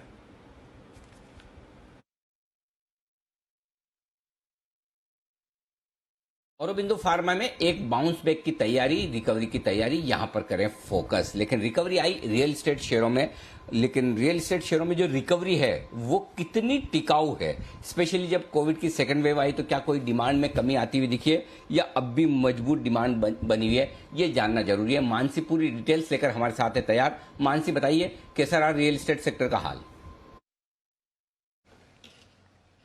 शुक्रिया अनिल सर। सिटी की एक रिपोर्ट आई है, इसमें कुछ की ऑब्जर्वेशंस हैं, कुछ कंसर्न्स भी हैं जो मैं अभी आपके सामने रखने जा रही हूं। सबसे पहले तो की ऑब्जर्वेशन, लगातार हम ये कह रहे हैं कि रियल एस्टेट सेक्टर अच्छा परफॉर्म कर रहा है, नतीजे भी अच्छे आए, माना अच्छे नतीजे आए, लेकिन कोरोना की दूसरी लहर का असर रियल एस्टेट की मांग पर भी पड़ता हुआ देखा है।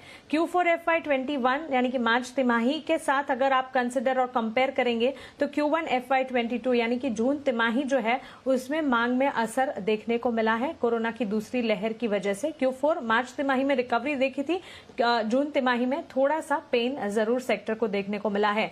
बावजूद इसके इनके ये जो अब्जॉर्प्शन रेट्स हैं या फिर प्रॉपर्टी रजिस्ट्रेशन रेट्स हैं उसमें बढ़त ही देखने को मिली है, जो कि पॉजिटिव है। जून तिमाही में रेजिडेंशियल प्रॉपर्टी अब्जॉर्प्शन में 66% की ग्रोथ हमने देखी। जून महीने की अगर बात करें, मुंबई प्रॉपर्टी रजिस्ट्रेशन में 47% की ग्रोथ देखने को मिली है और पूरे महाराष्ट्र के प्रॉपर्टी रजिस्ट्रेशन की अगर मैं बात करूं 118% की ग्रोथ यहां पर भी देखने को मिली है। कीमतों और कमर्शियल लॉन्चेस की अगर बात करें, वीक बेस के चलते सालाना आधार पर आपको यहां पर भी सुधार दिखेगा, लेकिन तिमाही आधार पर कंसर्न है।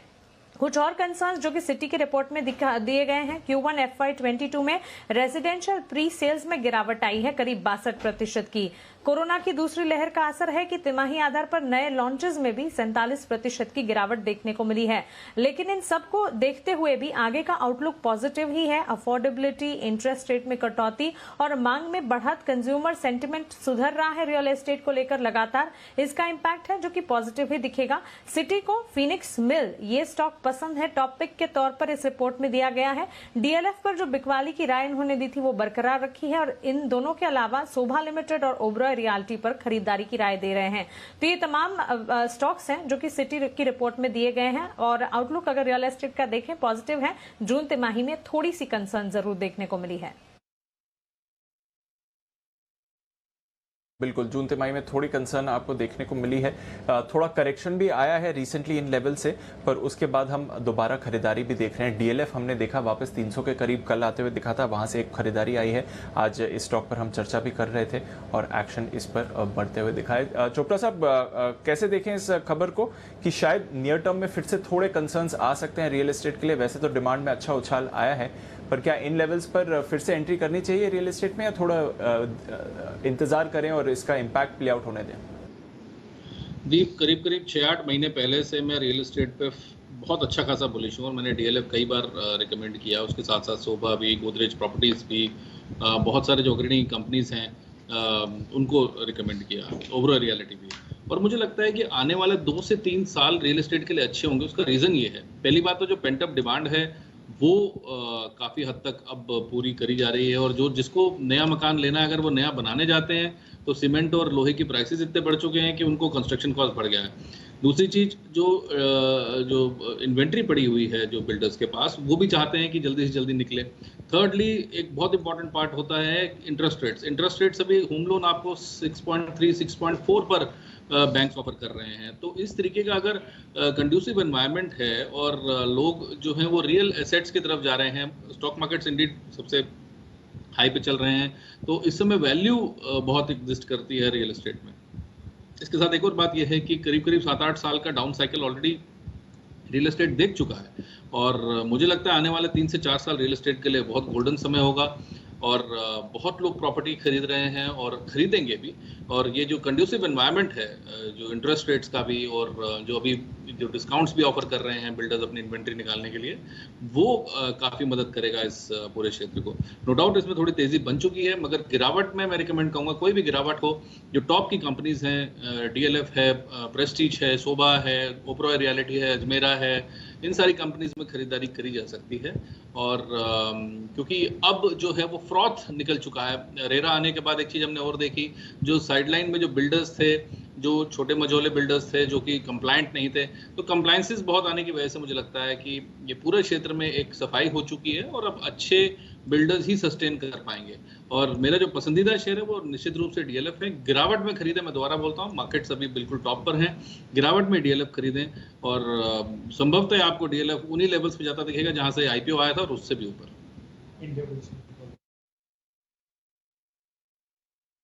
गिरावट में DLF में खरीदारी करने की राय ये आती हुई चोपड़ा साहब की तरफ से। चोपड़ा साहब, प्रॉब्लम ये गिरावट आती तो उस समय जो खरीदा हुआ है वही नहीं संभलता, नया खरीदा नहीं जाता। जो अभी हमने देखा पिछले हफ्ते जो कुछ हुआ, लेकिन फिर भी जो लोग संभाल पाए पोजीशन उनके लिए तो अभी वक्त अच्छा है, कम से कम उन्हें मौके फिर से वापस से ऊपर की तरफ तेजी करने के बनते हुए नजर आ रहे हैं। डे हाई पर ट्रेड करता हुआ बाजार इस वक्त निफ्टी पर और बैंक निफ्टी भी वही 35,800 के आसपास। लेकिन आशीष केलकर साहब लाइफलाइन यूज कर रहे हैं, फोन अ फ्रेंड, एक बड़ी ही बेहतरीन स्पेशल पिक उनके रडार पर आती हुई दिख रही है और उसके लिए उनका ये कहना है कि मुझे एक मौका दिया जाए। बिल्कुल स्वागत है बिगुल के साथ स्पेशल पिक आशीष जी की।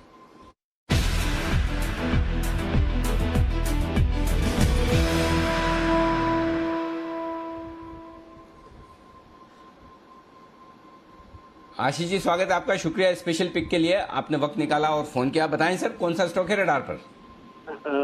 शुक्रिया अनिल जी, आपने मौका दिया। बहुत ही बेहतरीन ब्रेकआउट मिलता हुआ दिखाई दे रहा है एसबीआई लाइफ के चार्ट के ऊपर। एसबीआई लाइफ ने पिछले करीबन 11 दिनों के कंसोलिडेशन का ब्रेकआउट दिया है। 1160 का एक बहुत ही बड़ा ऑप्शन बैरियर था, वो भी अभी तोड़ता हुआ दिखाई दे रहा है। 1150 पे 8 लाख शेयर थे, जो ऑप्शन डेटा हम देखते हैं उसमें 8 लाख शेयर का भी उसने बैरियर तोड़ दिया है। तो बहुत ही बेहतरीन ब्रेकआउट यहाँ पे मिलता हुआ दिखाई दे रहा है। मैं मानता हूँ अगले 2 से 3 दिनों में ये स्टॉक करीबन 1185 का पहला लक्ष्य, 1200 का दूसरा लक्ष्य को छूता हुआ दिखाई देगा। एसबीआई लाइफ में हम दोनों तरह से फ्यूचर में भी ट्रेड कर सकते हैं या फिर अभी हम एसबीआई लाइफ का कॉल ऑप्शन भी यहाँ पे खरीदारी यहाँ पे कर सकते हैं। 1160 का अभी जो कॉल ऑप्शन ट्रेड होता हुआ दिखाई दे रहा है वो दिखाई दे रहा है 8 रुपया 60 पैसे पे, इसमें भी खरीदारी की जा सकती है। इसका जो स्टॉप लॉस रहेगा वो रहेगा करीबन 5 रुपए का। मेरा पहला लक्ष्य 16 रुपए का रहेगा, दूसरा लक्ष्य 20 रुपए का रहेगा। तो एसबीआई लाइफ का फ्यूचर या फिर कॉल ऑप्शन के जरिए खरीदारी करने की सलाह है। इस पर फ्यूचर्स में अगर खरीदारी करें तो स्टॉप लॉस कहाँ रखना है आशीष जी? देखिए फ्यूचर्स में अगर हम अनिल जी खरीदारी करते हैं यहाँ पे, तो मेरा स्टॉप लॉस जो रहेगा वो 1149 का रहेगा, 10 रुपया नीचे है। और मेरा पहला लक्ष्य जैसे मैंने कहा 1185 का, दूसरा लक्ष्य 1200 का। ओके, 1185 और 1200 के टारगेट के लिए आपको करनी है खरीदारी। यहां पर ये राय आती हुई दिख रही है आपके लिए साफ तौर पर आशीष जी की तरफ से। तो एसबीआई लाइफ इंश्योरेंस स्टॉक्स में जबरदस्त एक्शन आता हुआ दिख रहा है और ये स्टॉक कर सकता है कमाल, ये ध्यान में रखिए। आइए अगला बिगुल है सिमी जी के लिए, सिमी जी के नॉन स्टॉप शेयर जी।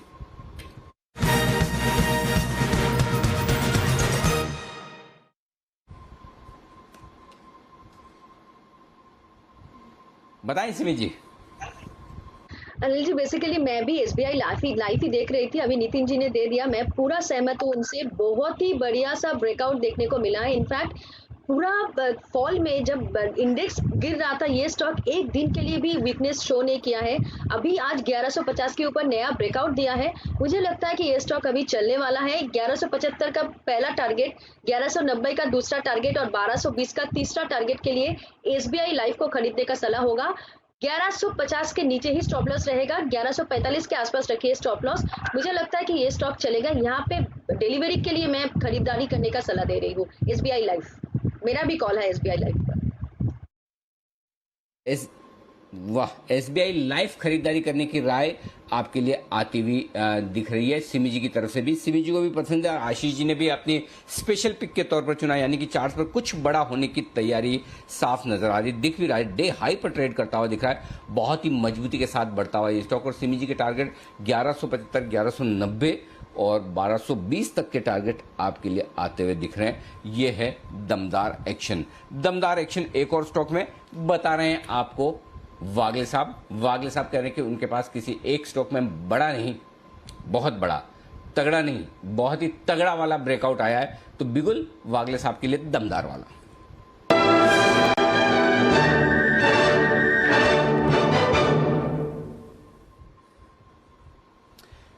बताएं वागले साहब कौन सा स्टॉक कमाल करने की तैयारी में?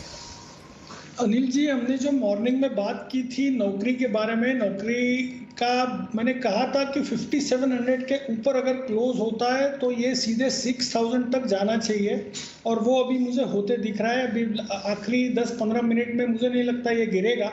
575060 के आसपास का भाव है। मैं बोलता हूँ ये फ्रेश एंट्री का समय है, क्योंकि मुझे यहाँ से 250-300 रुपए की अप मूव दिखती है। आपका 5630 का स्टॉप लॉस होना चाहिए। यहाँ पर बाय करें, 20-30 रुपए की रेंज रखे। 6150 ये 2 से 3 दिनों में ये स्टॉक जा सकता है। 6150 की तैयारी। इन्फोएज आज सुबह सुबह वागले साहब को पसंद आया, कुणाल जी, राकेश जी को पसंद आया, हिमांशु जी को पसंद आया। स्टॉक ने कमाल किया, दिन के हाई पर जाकर बंद होता हुआ दिख रहा है। कुणाल जी, वागले साहब बड़े बड़े लंबे लंबे वाले टारगेट लेकर आ रहे हैं इन्फोएज के लिए, आप सहमत हैं इनसे?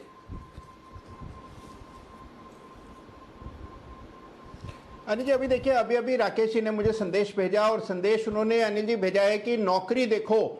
तो अनिल जी, एक बार के लिए तो चिंता हो गई कि शायद कह रहे हैं कि एक नौकरी देखो अपने लिए। तो अनिल जी, चार्ट तो बहुत जबरदस्त है अनिल जी, कोई दो राय नहीं है। और मैंने और राकेश जी ने तो सवेरे ही सबके साथ सहमति में इस पर खरीदारी की राय दी है। बहुत जबरदस्त ब्रेकआउट है अनिल जी। अगर आप टारगेट निकालेंगे तो पूरी तरह सहमत हूं मैं वागले साहब से कि 6000 को पार करेगा। 6100 से पहले नहीं रुकना चाहिए। अभी भी इन स्तरों पर खरीदें अगर आप थोड़ा सा बड़ा स्टॉप लॉस लेकर ऑपरेट कर सकते हैं। ओके, राकेश जी कुछ विशेष टिप्पणी करना चाहते हैं? जी राकेश जी। देखिए अनिल जी, इस पे अनिल जी मेरे तो वागले जी से बड़े वाले टारगेट हैं bye Christmas. Anil ji, Christmas तो सबको मालूम है दिन कौन सा होता है, डेट भी मालूम है। तो अनिल जी वहां पर एक नॉर्मल अनिल जी टारगेट है 7500 का, 7500 का नॉर्मल टारगेट है। और गुड केस सिनेरियो वाला Anil ji, good case scenario वाला टारगेट है 10K का इन्फोवाइज नौकरी के अंदर। And Anil ji by Christmas I am expecting यहाँ पे स्टॉक स्प्लिट भी आएगा, यहाँ पे बोनस भी आएगा, और ये स्टॉक अनिल जी निफ्टी का पार्ट भी बनेगा। ओके, तो कम से कम जिस तरह का वार्तालाप आपने किया बंसल जी, कुणाल जी के साथ में, उससे हमको एक सबक समझ में आया कि अगर मैं किसी कलीग के साथ शो कर रहा हूँ, जैसे कि दीप के साथ फॉर एग्जांपल, तो मैं कभी दीप को ये नहीं मैसेज करके भेजूंगा नौकरी देखो। मैं दीप हमेशा यही कहूंगा इन्फोएज के शेयर पर नजर डाल दीजिए। कहीं कोई लाइफ में कंफ्यूजन नहीं होना चाहिए। अगर जो आदमी नौकरी नहीं कर रहा है उसको कंफ्यूजन हो सकता है कुणाल जी को, तो जो कर रहा होगा उसको कंफ्यूजन कितना हो सकता है, भारी सोचिए। तो न हमें कोई ऐसा लिख के भेजे, न हम किसी को भेजे, बस यही ध्यान में रहे। तो चलिए, इन्फोएज, इसीलिए मैं शेयर को ओरिजिनल नाम से बताता हूँ। जी बंसल जी बोलिए। जी देखिए अनिल जी, बहुत फर्क है अनिल जी। देखिए मैं कुणाल जी को लिख के भेज रहा हूँ नौकरी देखो, तो अनिल जी एक अलग चीज हो जाती है। अगर आप अनिल जी दीप को लिख के भेज रहे हैं नौकरी देखो, तो अनिल जी उसका तो बिल्कुल सेंस, इंग्लिश, हिंदी सब चेंज हो जाता है। वहां तो अनिल जी सब कुछ गड़बड़ हो जाएगा।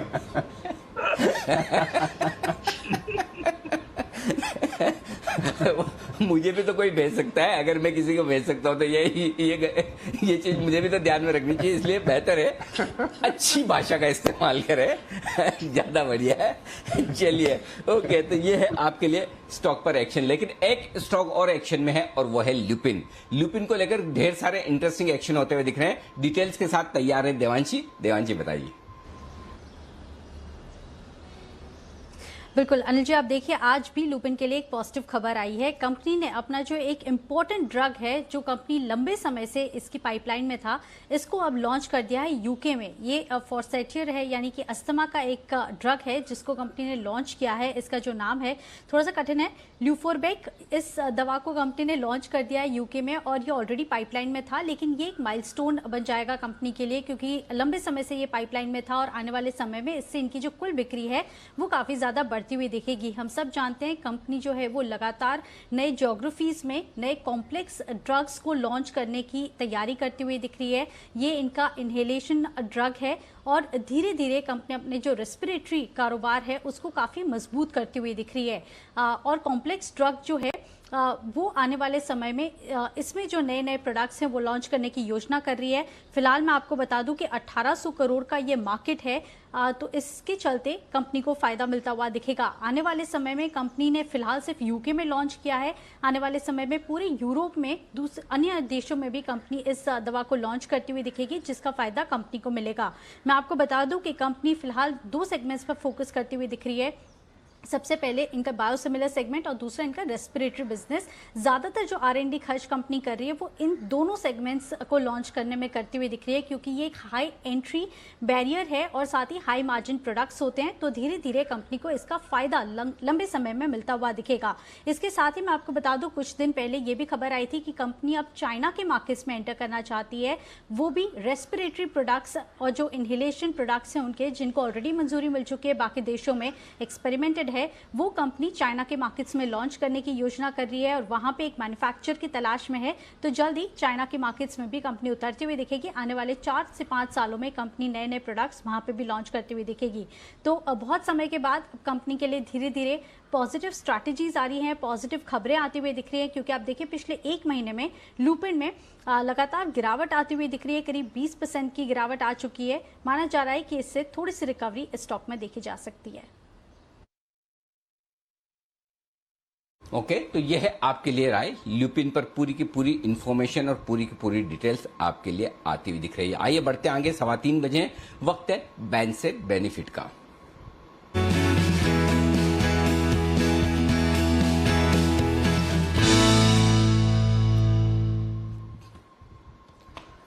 आशीष चतुर्वेदी हमारे साथ तैयार हैं। कल काफी मेहनत करने के बाद आशीष ने 3 स्टॉक को बैन से बाहर निकाला। 3 ने, आप तो 2 ही निकाल रहे थे, तीसरे में तो हमने जोर लगाया, तो कुल मिलाकर 3 बाहर आए और अब बैन में एक एंट्री हुई आइडिया के 3 पहले से, यानी 4 स्टॉक बैन में। आशीष, अभी क्या हाल है?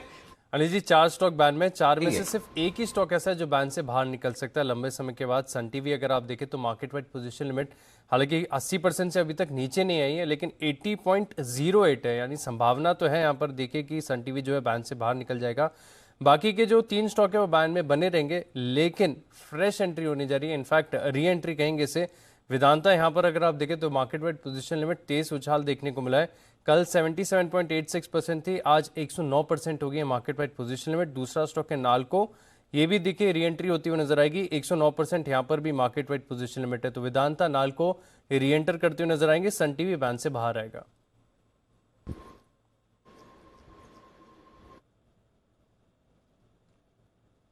ओके, तो वेदांता और नाल्को ये दोनों एंट्री कर सकते हैं। सन टीवी बैन से बाहर आएगा, ये है आपके लिए बैन से बेनिफिट। इस बीच सुप्रीम कोर्ट में एजीआर मामले पर सुनवाई शुरू हुई है, पर यह एजीआर मामला एयरटेल की याचिका पर है, जो एयरटेल ने कहा है कि वो वीडियोकॉन के एजीआर का भुगतान नहीं करेंगे। ये सिर्फ और सिर्फ उसी मामले पर फिलहाल सुप्रीम कोर्ट में सुनवाई होती हुई दिख रही है। अब क्या है ये पूरा मामला? एयरटेल ने वीडियोकॉन के कनेक्शंस और एसेट्स और स्पेक्ट्रम लिए थे, तो वीडियोकॉन का एजीआर बनता है करीब 1376 करोड़ रुपए का, जो अब कहा जा रहा है कि एयरटेल को चुकाना पड़ेगा। एयरटेल कह रहा है कि ये हम नहीं चुकाएंगे। साथ ही में फिर डीओटी का भी एंगल इस पर आ रहा है। एयरटेल कह रहा है कि एग्जैक्ट अमाउंट क्या है, ये भी डीओटी की तरफ से हमें क्लैरिफिकेशन नहीं आई है। सितंबर जजमेंट, जो पिछले साल का सितंबर जजमेंट था, जो अभी रिसेंटली भी सुप्रीम कोर्ट ने अपहोल्ड करा कि एजीआर मामले में अब कोई रिकैलकुलेशन नहीं होने वाला है, तो एयरटेल का कहना यह है कि ये अमाउंट जो 1376 करोड़ का है, ये वीडियोकॉन को पे करना है, ये एयरटेल इसका बकाया नहीं करेगा। और इसी मामले पर फिलहाल सुप्रीम कोर्ट में आप सुनवाई होते हुए देख रहे हैं। तो देखते हैं अब क्या व्यू लेता है सुप्रीम कोर्ट इस ओवरऑल मैटर में। पर फिलहाल सिर्फ इसी मामले पर सुनवाई हो रही है, और कोई मामला नहीं है एजीआर संबंधित जिस पर इस समय सुनवाई हो रही है। तो भारतीय एयरटेल एकमात्र स्टॉक है जिस पर आपको अभी रखनी है नजर। वैसे बढ़िया एक्शन में रहा है भारतीय एयरटेल, बट फिलहाल थोड़ा सा आपको क्वाइट दिखेगा, नजर रखिए इस पर। आइए चलते हैं सिमी जी के पास, बिगुल उनके लिए सिमी के नॉन स्टॉप शेयर्स।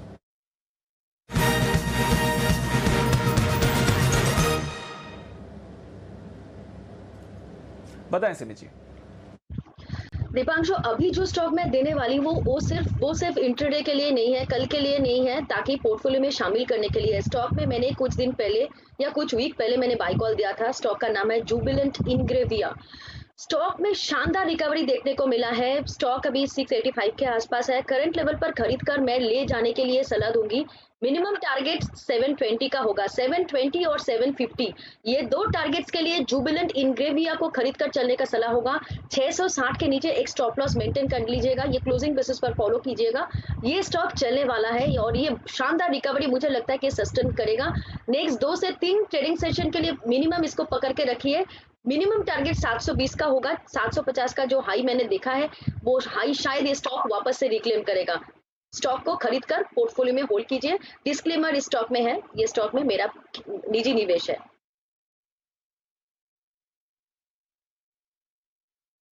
ओके तो ये है आपके लिए जुबलेंट इंग्रेविया सिमी जी की तरफ से यहाँ पर आपको रखनी है नजर। आइए फिर चलते हैं अनिल जी के पास, आखिरी 10 मिनट है, फाइनल मार्केट स्ट्रैटेजी जान लेते हैं।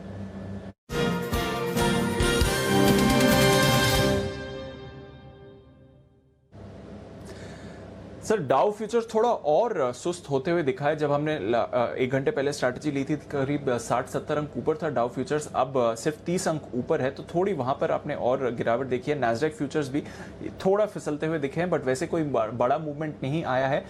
10 साल की बॉन्ड यील्ड एकदम स्टेबल है। कच्चे तेल में कल के 6% के उछाल के बाद आज भी अगर आप देखिए तो 1-1.25% की तेजी बनती हुई दिख रही है, तो वहां पर थोड़ी स्ट्रेंथ है। यूरोप में एकदम मिला जुला कारोबार आपको होते हुए दिखेगा, वहां पर कुछ एक्शन नहीं है। और सोने पर भी नजर रखिए, $1800 के ऊपर वापस ट्रेड कर रहा है। तो ग्लोबल मूड माहौल ठीक है, पर ऊंचाई से थोड़ा ग्लोबल बाजार फिसले हैं सर। बिल्कुल दीप, तो वही जो हम बात कर रहे थे लगभग उन्हीं लेवल के आसपास आकर रुके हैं, स्पेशली बैंक निफ्टी पर 35,775 का आज फाइनल टारगेट दिया था, तो एग्जैक्टली 35,795 का हाई बनाया है। तो ये मेक और ब्रेक लेवल के आसपास है, लेकिन एक चीज क्लियर कट है, लाइफ टाइम हाई पर बाजार बंद होने को तैयार है। 16,614 17 अगस्त को हमने ये जो क्लोजिंग देखी थी, ये अब तक की हाईएस्ट है।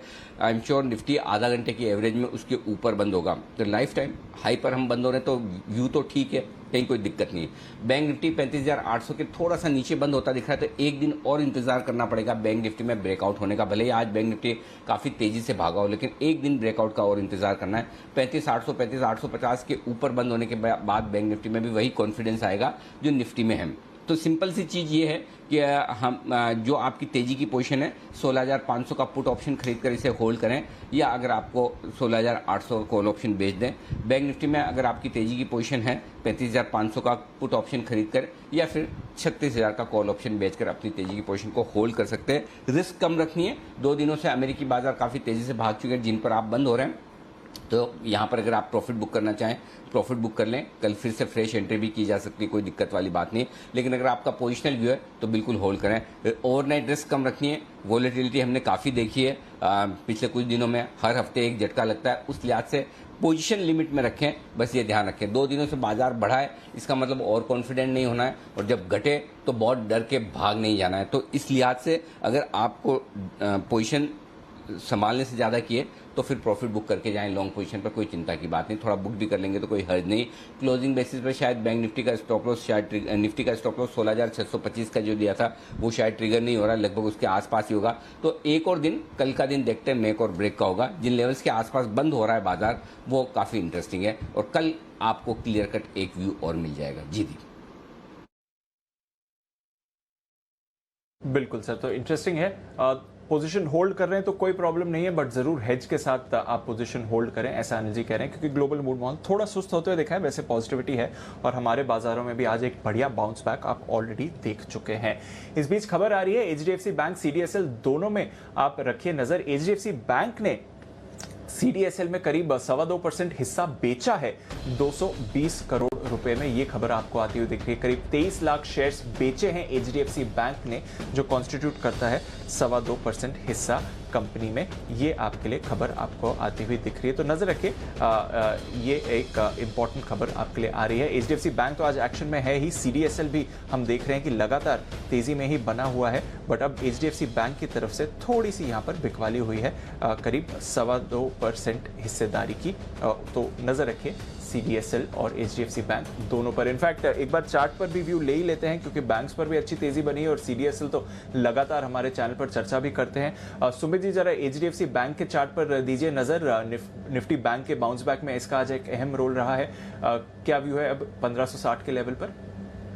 दीपांशु 1570 का इमीडिएट हर्डल है। 1570 का लेवल टूटेगा तो एचडीएफसी बैंक में एक ब्रेकआउट आएगा, और फिर एक बड़ा ब्रेकआउट आएगा जिसके टारगेट्स ऊपर में 1650 से 1700 तक के बनेंगे। तो 1570 का लेवल देखना है, उसके बाद इसके अंदर एक बड़ा मूव देखने को मिल सकता है। फिलहाल पोजीशंस होल्ड करके चलें। रैली अगर यहां से मार्केट्स में कंटिन्यू हुई तो इस बार एचडीएफसी बैंक में ब्रेकआउट देखने को मिल जाएगा।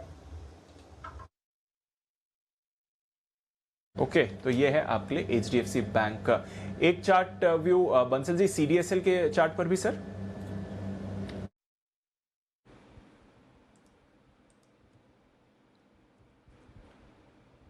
जो CDSL में देखें तो एक ऊपर से एक करेक्शन आई थी, बट जिस तरीके से आज टेक्निकल स्ट्रक्चर है, लग रहा है ये स्टॉक के अंदर भी वो करेक्शन खत्म हो रही है।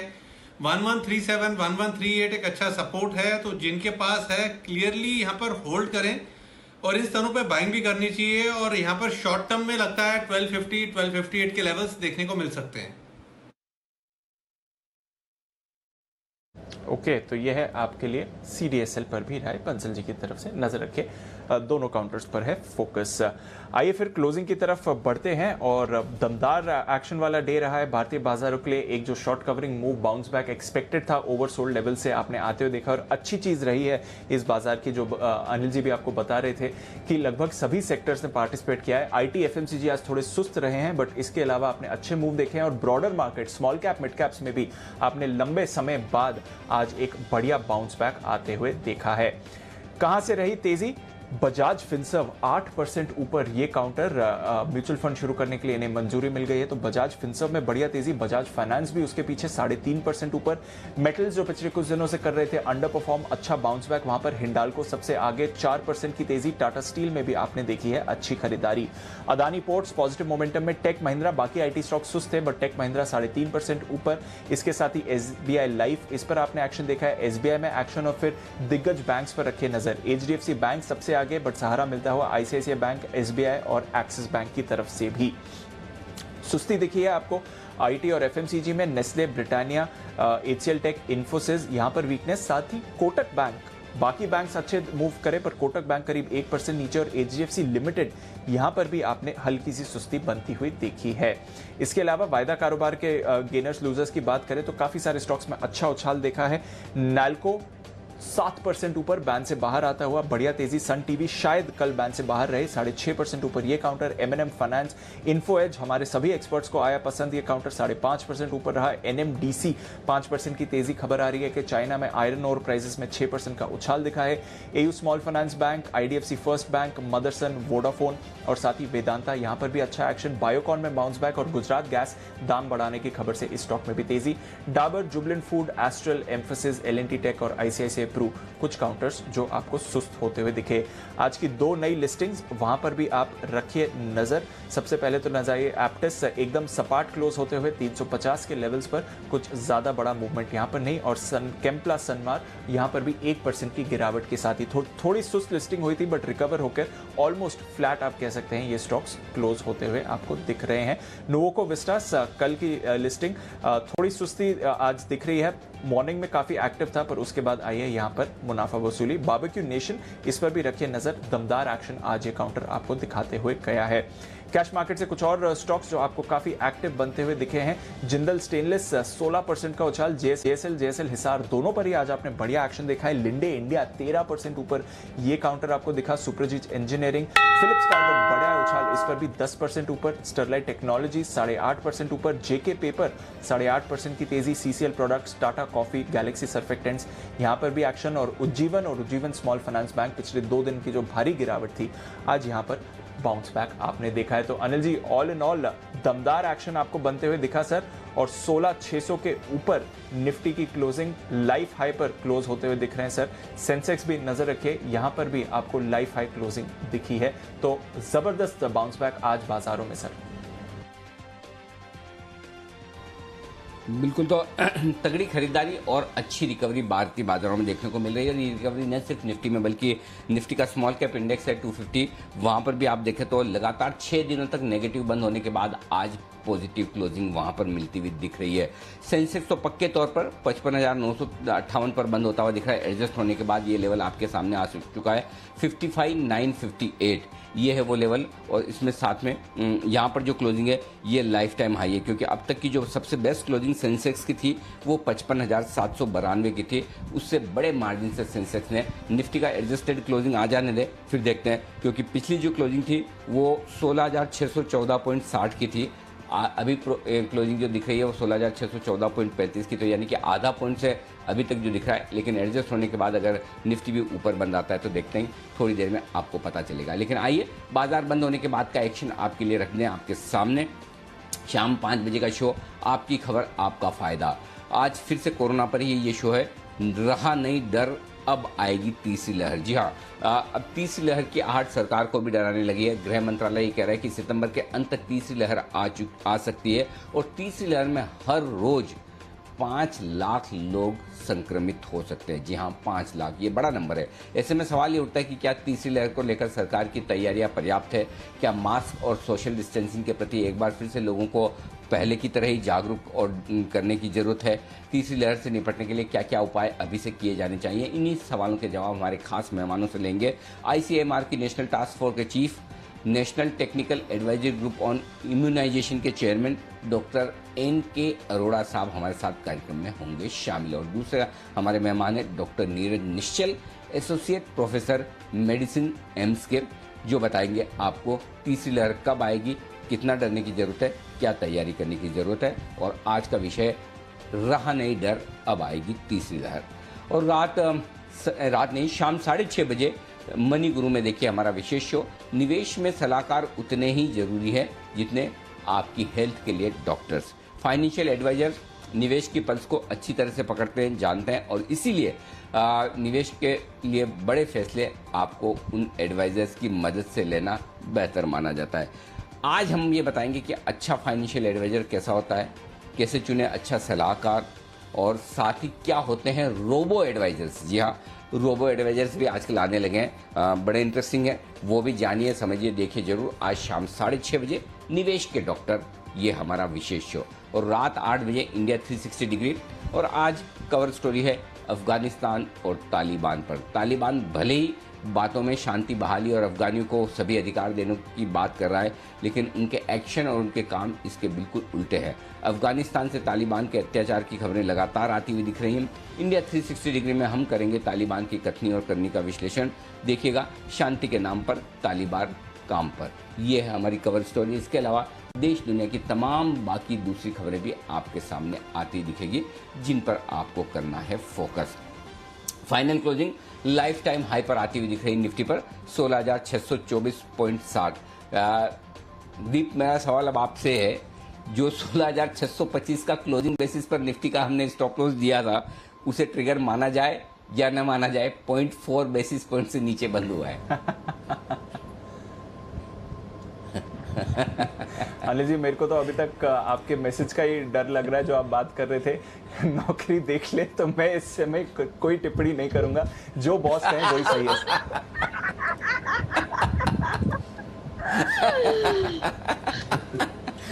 बिल्कुल सही है। इस हिसाब से तो आप बहुत ही लंबी इनिंग खेलने वाले, इसमें कोई डाउट नहीं है दीप। लेकिन हाँ, इसका एक ही फॉर्मूला है कि जब ऐसे लेवल पे बंद हुआ हो तो हमारे हाथ में है ना, कल अगर ऊपर खुल जाता है निफ्टी तो हम कहेंगे देखिए 16,625 का स्टॉप लॉस ट्रिगर हो चुका था, कल कर देना चाहिए था शॉर्ट सेलर्स को। और नीचे खुलेगा तो हम ये कहेंगे कि देखिए ये ट्रिगर नहीं हुआ था, 40 बेसिस पॉइंट से बच गया, तो आपको नहीं करना चाहिए था। तो ये दोनों ही चीज़ें हमारे दोनों हाथ में लड्डू है। कल देखेंगे, कल का मार्केट देखकर डिसाइड करेंगे। लेकिन प्रैक्टिकली इसमें कोई डाउट नहीं है कि बंद लाइफ टाइम हाई पर होना अपने आप में ताकत का अंदाजा दिखाता है। तो एक और बेहतरीन ट्रेडिंग सेशन जहां निफ्टी और सेंसेक्स दोनों लाइफ टाइम हाई पर बंद हुए हैं और बैंक निफ्टी भी अच्छी मजबूती के साथ 35,700 पर बंद होता हुआ दिखा है। शानदार खरीदारी यहां पर भी होती हुई दिख रही है। तो इस ऐतिहासिक ट्रेडिंग सेशन में साथ देने के लिए दिल्ली के हमारे खास 4 मेहमान, चोपड़ा साहब, नितिन मुरारका जी, कुणाल जी और राकेश जी, आप चारों का बहुत बहुत धन्यवाद। कोलकाता जी की सिमी जी का भी धन्यवाद। और मुंबई से हमारे वागले साहब और सुमी जी का दिल से शुक्रिया हमारा साथ देने के लिए। मुझे और दीप को दीजिए इजाजत, बने रहिए हमारे साथ जी बिजनेस पर। नमस्कार।